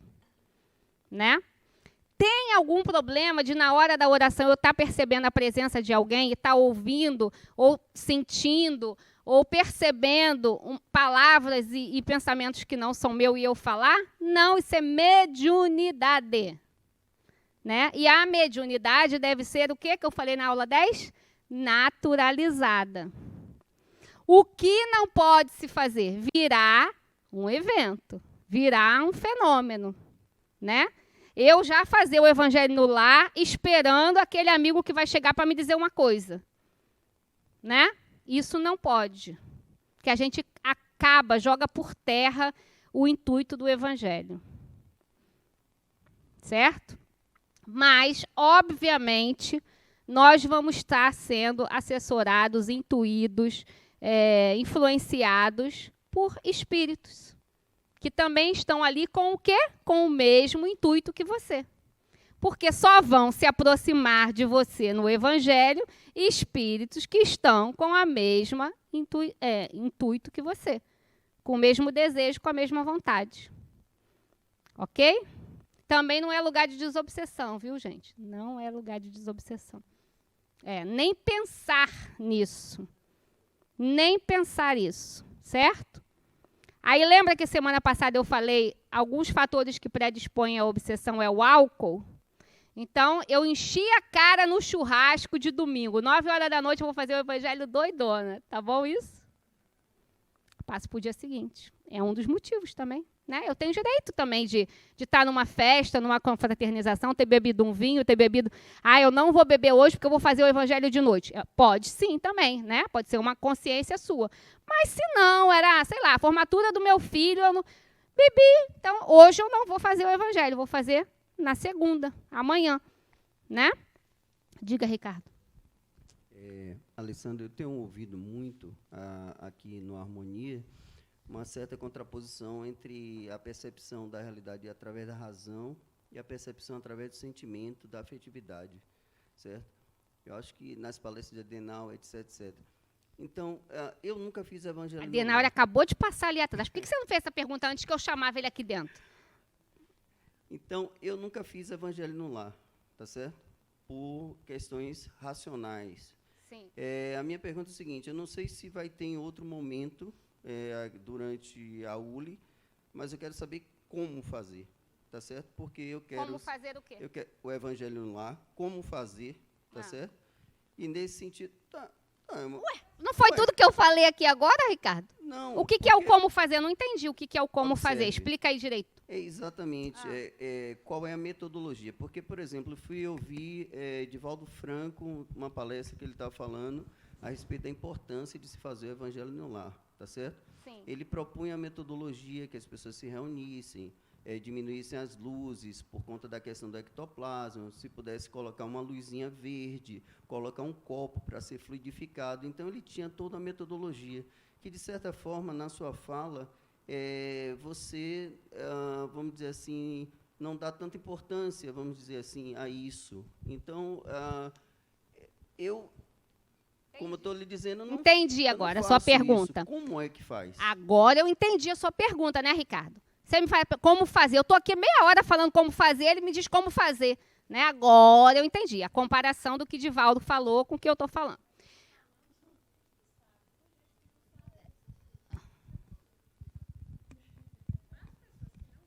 Eu não falei muita coisa, gente. Para quem nunca fez. Então, pronto. O evangelho, as pessoas... Isso que Divaldo falou são facilitadores, certo? Então, se você está com a intenção de ser num momento ali de cura, por exemplo, né? A mediúnica de cura ela tem que ter uma luz baixa, uma luz verde ou uma luz vermelhinha, né? Porque o ectoplasma é um material que a luz é nociva a ele, estraga o ectoplasma, né? Então, são os meus amigos passando lá no fundo, viu, gente? Aí eu estou dando tchau. O pessoal saiu do curso com a Adenauer, está todo mundo passando ali. Então, não é desencarnado, não. São todos encarnados que eu estou passando, dando tchau. São facilitadores. Né? O que eu disse aqui, que é o que a gente aprende aqui, é que nada disso vai impedir que se faça um evangelho. Então, se eu não botar a água, o evangelho vai ser menos eficaz? Não. Se eu não abaixar a luz, o evangelho vai ser menos eficaz? Não. Né? O que vai ser menos eficaz para o meu evangelho? Pessoas com as mentes vagando para outros lados. Pessoas fazendo do evangelho um evento social. Né? Pessoas enfim, todos esses exemplos que eu falei. Porque o que ela está dizendo aqui, quem nunca fez, você não disse muita coisa. Então, o que se diz dogmamente ou facilitando um evangelho? Que o evangelho tem que ser feito numa mesa, com uma toalha, com pessoas reunidas, com uma luz baixa, com uma musiquinha. Tem gente que acende incenso, né? Tem que se fazer isso tudo para fazer o evangelho. Uma oração no início, uma oração no final, né? Isso são dogmas de alguns. Vira dogma quando? Quando a gente acha que se não fizer isso não vai dar certo. Então, se eu não tenho um lugar que eu possa botar uma musiquinha, baixar a luz, eu nem vou fazer porque não vai prestar. Isso é uma mentira, né? A gente não pode acreditar nisso, né? Lá na prece está dizendo, palavras e objetos e tudo isso não são dadas, o pensamento é tudo. Né? Então, o mais importante, o mais essencial para o Evangelho é que uma, ou 2, ou 10 pessoas estejam sempre juntos na mesma intenção, no mesmo desejo. Né? Então, a água, a luz, a música são facilitadores. Né? Quando eu faço a prece inicial e final, eu falo, Rodrigo, aumenta a música. Né? Porque a música conduz a gente, ela induz e conduz a gente a um estado de elevação maior. Mas o dia que Rodrigo disser assim, ó, pifou, a caixa não quer funcionar, eu não vou fazer a prece? Nós não vamos orar juntos? Vamos. Né? Então, são facilitadores, entende, Ricardo? Não é necessário que tenha todos esses itens para que o Evangelho aconteça. Se a gente tiver todos esses itens juntos, beleza, são facilitadores que conduzem melhor aquele momento. Agora, de nada adianta uma música, uma luz, um incenso, o cacete a 4, se 10 pessoas estiverem ali, um pensando no emprego, o outro pensando no que vai fazer amanhã, o outro pensando na namorada, o outro pensando no jogo, a outra pensando na raiva que estava do marido, a outra pensando que não adianta nada. A música, a luz, a toalha, a água, são só elementos que não vão trazer nenhum benefício. Certo? Ale. Só para complementar, para muitas pessoas que, como se colocou, né? E para quem nunca fez, como ensinar? O que utilizar como ferramenta do livro? Eu acredito o livro. Que isso que vocês queriam saber. Qual é o Evangelho no Lar se usa, basicamente, o Evangelho segundo o Espiritismo. A Alessandra, tem que ser o Evangelho segundo o Espiritismo? Não. Não. Né? Pode ser qualquer livro espírita, pode ser o Evangelho católico, pode ser qualquer leitura edificante. Meus filhos, quando eram pequenininhos, que eu falei para vocês que eles participavam mais, né? Às vezes eu levava minutos de sabedoria, sabe aqueles livrinhos? Gotas de não sei do quê, gotas de Jesus, aqueles livrinhos pequenininhos. Porque o Evangelho é uma leitura pesada. Vocês acham que uma criança de 6, 7 anos, 10 anos vai entender o que está escrito no Evangelho? Nem a gente entende. Né? Cada um se você tiver 10 pessoas no Evangelho, cada um vai ter uma interpretação daquilo que leu. Né? Então, eu levava aqueles livrinhos e pedia, Miguel, abre aí uma página. Ele abria, aí lia lá, que é um trechinho. O que você entendeu disso? Ah, mãe, entendi isso assim, assim, assim. Qual é o propósito ali?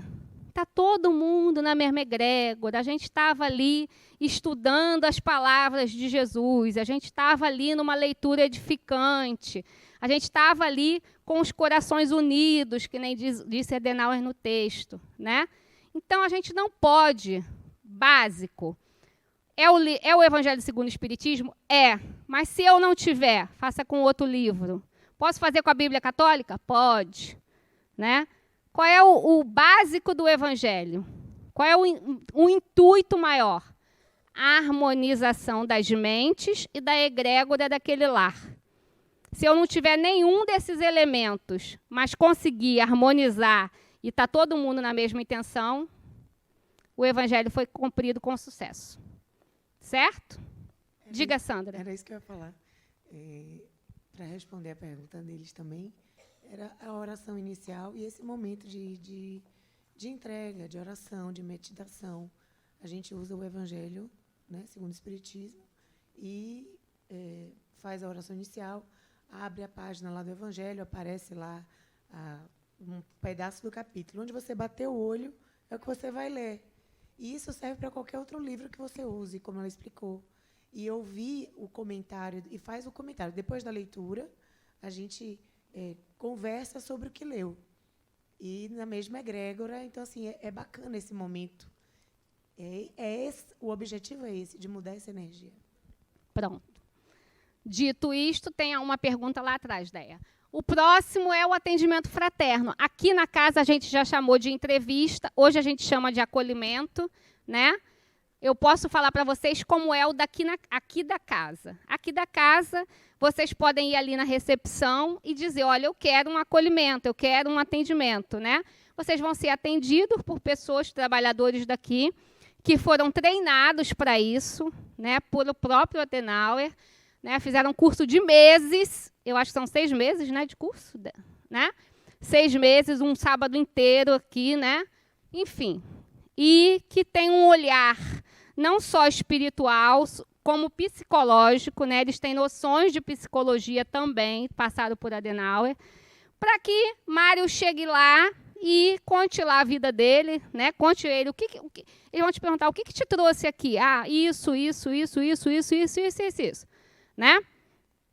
E aí essa pessoa vai te dizer assim, olha, vai te falar, vai conversar com você e no final ela vai te dizer, olha, eu recomendo que você faça ULI, eu recomendo que você faça 5 desobsessões, sei lá, 10 desobsessões, eu recomendo que você faça fluidoterapia, eu recomendo que você faça a visualização curativa. Nós temos vários tratamentos na casa, né, que são tratamentos espirituais. Então, essa pessoa vai te direcionar para o que ela identificou de você naquele momento, certo? E isso também é um meio de uma profilaxia da desobsessão. E aí, por último, é a nossa reunião mediúnica de desobsessão presencial. Diga, para eu passar para o próximo. Bom dia. No caso, voltando à parte do Evangelho do Lar,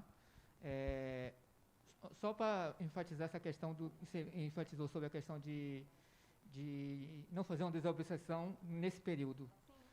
Mas também foi indicado que isso faz parte do processo de desobsessão indireta. Aí o que acontece? A minha pergunta está no ponto seguinte.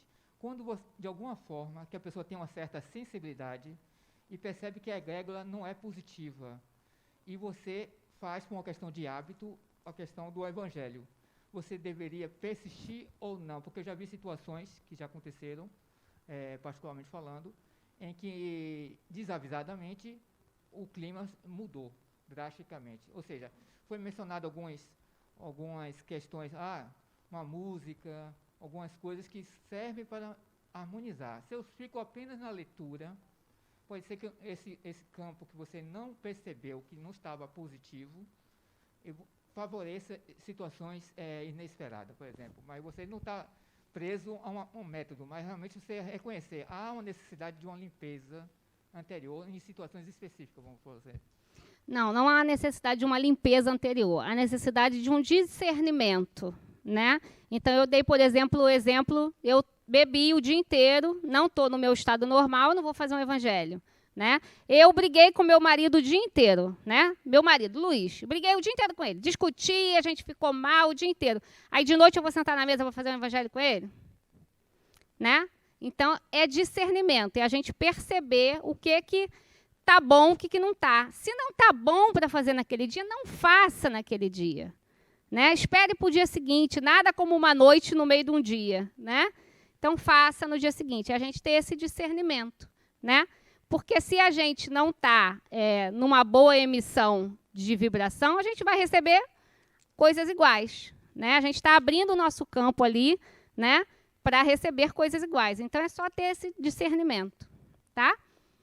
E aí, a nossa mediúnica de desobsessão visa o esclarecimento, o diálogo, a doutrinação do espírito através da informação, da conversação e da argumentação, baseada nos princípios do espiritismo e de acordo com a sua história de vida, com o objetivo de conciliação ou de reconciliação das partes envolvidas. Então, é o que eu falei para vocês. Às vezes, o espírito atendido é muito mais... aproveita muito mais esse momento do que os encarnados, né? Porque a gente conversa, ele entende, às vezes não entende, vai duvidando, mas vai, né? E aproveita. Quando ele chega no lugar que ele é encaminhado, ele geralmente aproveita, tem um aproveitamento bom. E a gente não muda nada, continua na nossa vidinha de sempre, né? E estamos aqui na desobsessão daqui a uns meses de novo, certo?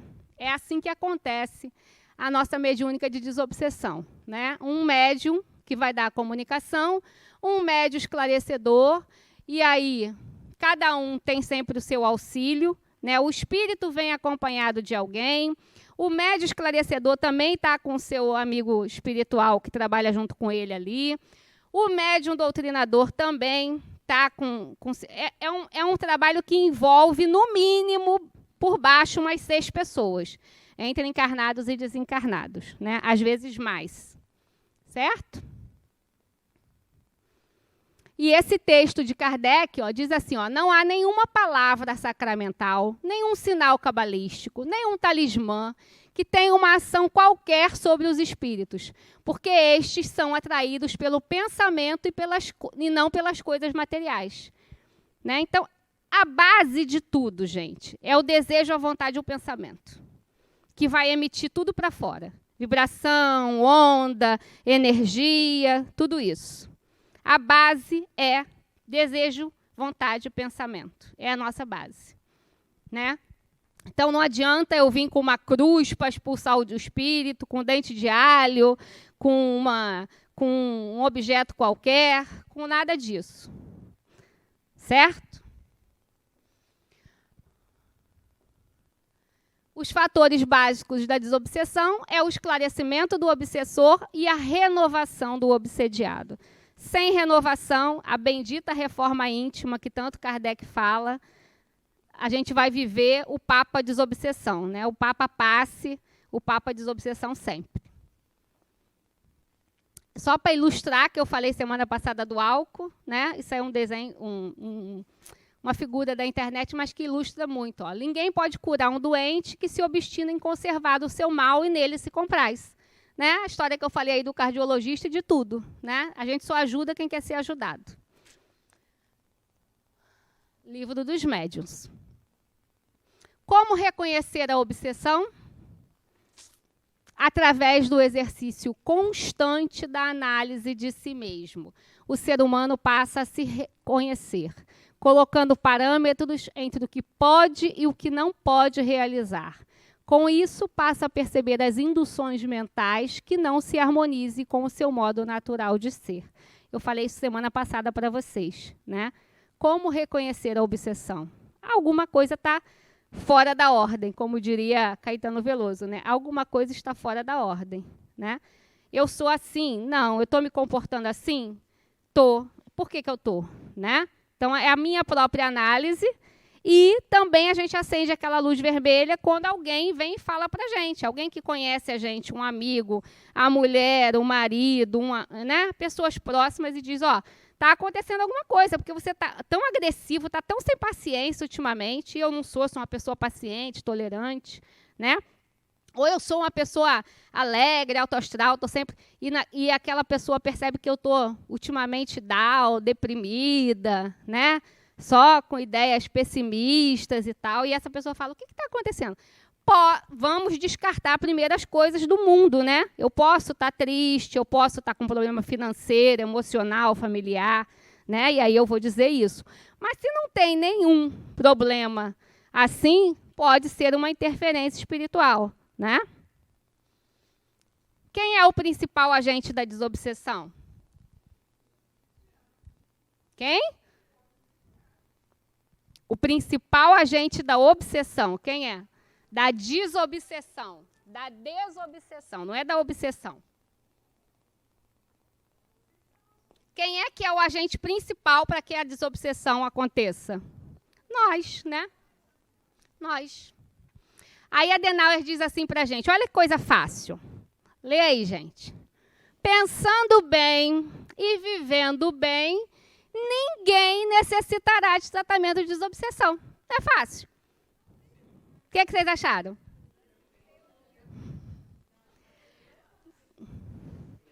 Pensando bem, se você só tem pensamentos bons, edificantes, e vive bem, né?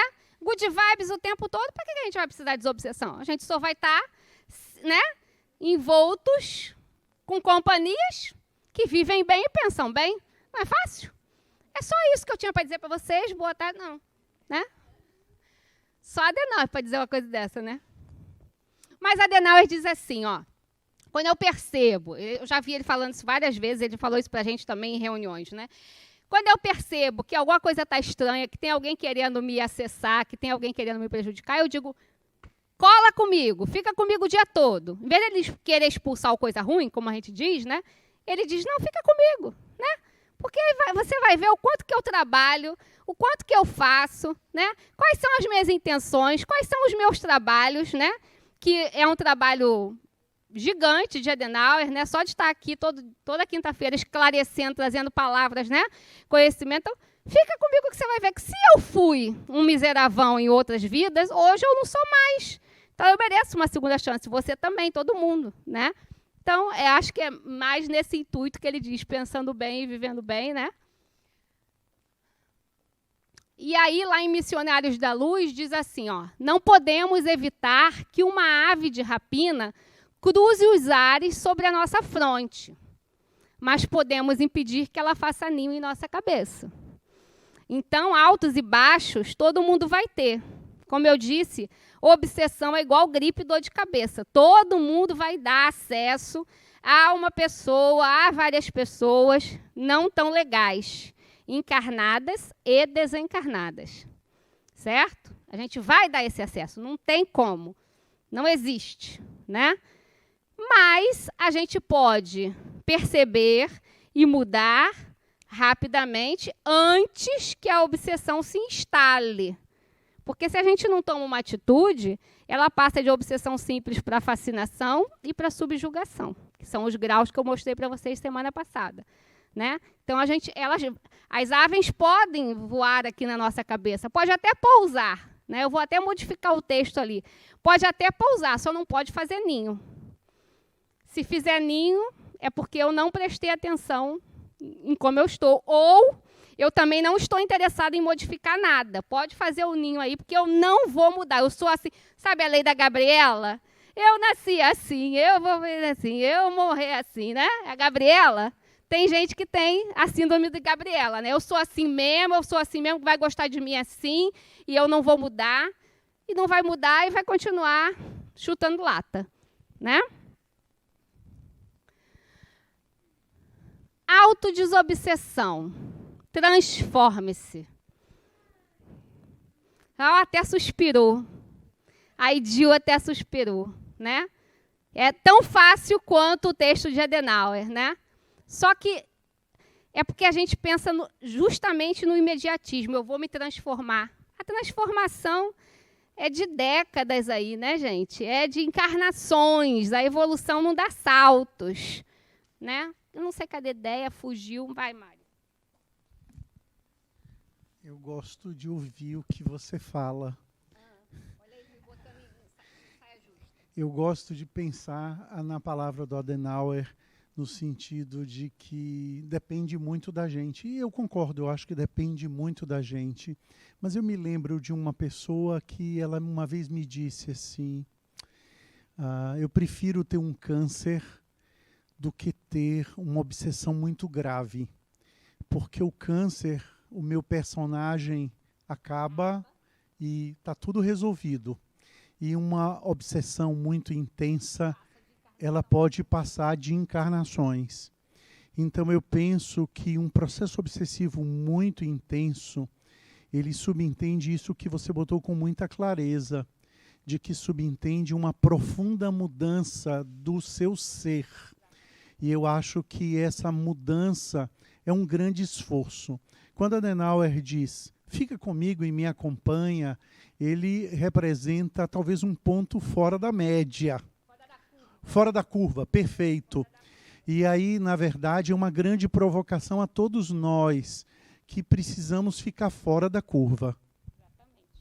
É mais ou menos, fazendo aí uma analogia com o que você falou, quando a gente se torna pai e mãe. Né? Quando a gente se torna pai e mãe, a gente se torna pessoas melhores. Eu penso assim, né? Porque você começa a fazer coisas que você nem fazia, exemplos melhores para que seus filhos vejam o que você está fazendo, porque eles cobram. Né? Eles dizem, mãe, você não faz isso, por que você quer que eu faça? Né? Você não come brócolis, por que você quer que eu coma? Né? Então, é isso. Né? Eu acho que... Não sei se a Adenauer pensou isso, né? Eu que estou aqui colocando meus pensamentos, né? Mas eu acho que quando ele fala assim, fica comigo, ele também está se esforçando em mostrar para aquele cara que ele é legal, né? Então, é mais ou menos a relação de pai e mãe, né? Então, Se eu disse que eu sou bom nisso, então, peraí, eu vou ter que mostrar que eu sou bom mesmo, né? Então, é mais ou menos isso. Vou dar um exemplo. Então, olha lá, ó. Ideias edificantes, equilíbrio das emoções, evitar os vícios e trabalho no bem. Esse é o maior, a fórmula da desobsessão, né? É fácil? Não, é difícil pra caramba, mas a gente tem que fazer todo dia um pouquinho, até que se tornem hábitos, né? Porque se a gente não fizer todo dia um pouquinho, continuar na lei da Gabriela, né? Nada vai mudar. Você vai ficar aí encarnações e encarnações e encarnações vivendo da mesma forma. É uma escolha. Você pode? Pode. Livre-arbítrio, né? Mas será que eu quero isso? Né? É igual ficar repetindo de ano, repetindo de ano, repetindo de ano. A Adenauer tem esse livrinho, esse texto que está naquele livrinho Disposição no Dia a Dia, que fala sobre a oração também, que é para terminar. Só tem mais esse outro slide, que aí eu trouxe para a gente ler junto. Ó. Orar é emitir luz em favor de si mesmo, do próximo e do universo, para que a vida se torne favorável a todos. Sua oração, desde o momento em que seus olhos se abrem para um novo dia, deve contemplar o agradecimento pela vida e pela oportunidade de manifestar suas habilidades em favor dos desígnios divinos. Orar ao acordar deve ser seu primeiro ato para que seu dia se inunde de paz e de amor, pelo simples fato de você existir no mundo. Pense sempre que sua mente é um canal de comunicação com a vida e que, quando você ora, transforma-se em um grande farol de emissão de luz para o mundo. Ilumine-se para clarear os seus caminhos e de todos à sua volta. Então, Ricardo, eu acho que a Adenauer respondeu melhor do que eu sobre a oração, né? É emitir luz, né?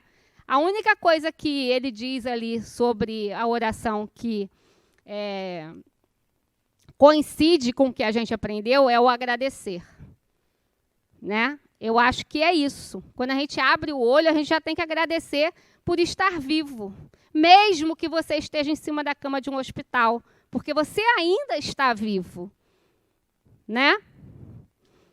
Então, a gente tem um estudo, vocês podem procurar aí na internet, tem vários estudos, aliás, tem um, não, tem vários, sobre a gratidão. O que a gratidão traz de benefícios para o nosso, fisicamente, emocionalmente, psicologicamente, espiritualmente, né? Quando a gente começa a vibrar no sentimento da gratidão pelo que a gente tem, em vez de ficar reclamando pelo que a gente não tem, tudo muda, né? Até as células do nosso corpo vibram diferente, né? Então, o agradecer, a oração deve ser para o agradecer, sempre.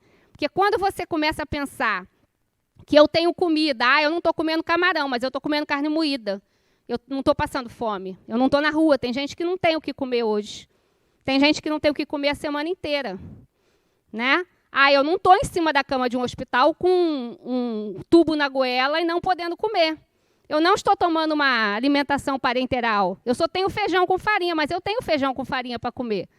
Pior quem está em cima da cama, que poderia estar comendo camarão e lagosta, porque tem dinheiro para isso, mas ele não pode porque ele está com uma doença, né? Então, em vez da gente estar pensando em reclamar, a gente tem mais que agradecer, sempre, né? Eu não tenho um carro de 150 mil reais, o meu carro custa 50, mas eu tenho um carro, né? Eu não tenho um carro, eu ando de ônibus e metrô todo dia, mas eu tenho pernas para andar, né? Tem um texto lindo de Divaldo, que, aliás, é de Joana, de Ângeles, que fala isso. Eu não sei o nome desse texto, mas vocês procurarem na internet também, que é emocionante de ler esse texto, né? Que é o quanto que a gente reclama e o quanto que a gente tem. Se a gente for para parar para pensar, a gente tem muito mais a agradecer do que a reclamar. E o que a gente deseja, que geralmente são coisas materiais, é só a gente lutar e conquistar, né? Então, parar para pensar nisso. Isso também é um caminho de desobsessão, porque quando a gente reclama, a gente baixa a nossa vibração. Eu não sei, eu vou procurar, semana que vem eu digo para vocês. É um texto de Joana, que Divaldo psicografou, que fala sobre agradecimento. É oração do, não sei, acho que é oração de agradecimento, alguma coisa assim. Último, que semana passada eu terminei com o perfume, né?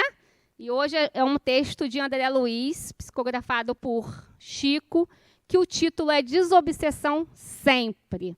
Então, olhem como esse texto bota tudo nas nossas mãos. Tira a terceirização, tira o imediatismo e traz toda a responsabilidade para a gente. Se você aspira a receber, procure dar. Se você deseja estima alheia, proporcione apreço sincero aos seus semelhantes. Se você quer auxílio, auxilie. Se aguarda compreensão, compreenda. Se algum de nós observa a presença do mal por fora, vejamo-lo por dentro, a fim de saber se não estamos em condição de estendê-lo. Se espera as desculpas, as próprias faltas, esqueça, mas esqueçamos de todo o coração as faltas dos outros. Se a irritação nos destempera, silenciemos a palavra até que passe a tormenta da ira. Se você não aprecia respostas desagradáveis, não faça perguntas irreverentes. Se sonha elevar-se, eleve também os companheiros. Se dispõe de tempo a perder, ganhe tempo no trabalho ou no estudo. Desobsedar-se alguém, na essência, será libertar-se da sombra, e ninguém se livra da sombra sem fazer luz. André Luiz, Chico Xavier. Eu acho esse texto um soco no estômago. Você quer que eu volte tudo? É isso mesmo, Marlice? Olha os prints. Mas é para printar e ler, viu, gente?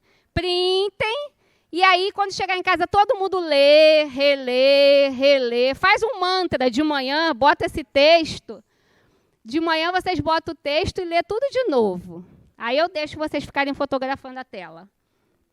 Lê.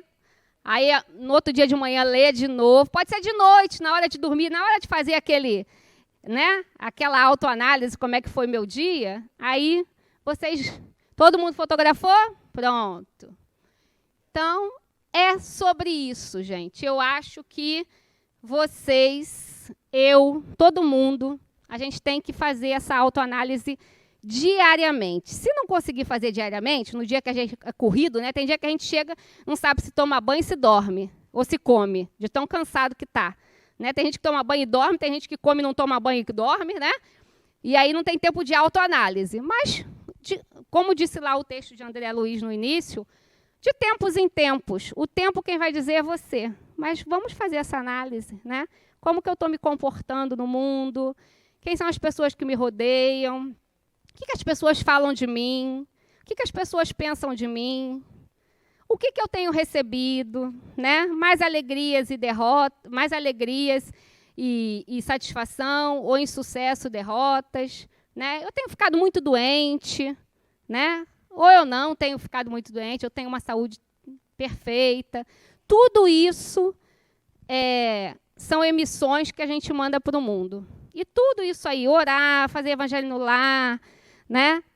Procurar uma forma que sempre esteja elevando a sua emissão mental, os seus pensamentos, os seus sentimentos, tentando sempre ser uma pessoa melhor todos os dias. A gente não é, nós somos um bando de miseravão, mas a gente consegue, né?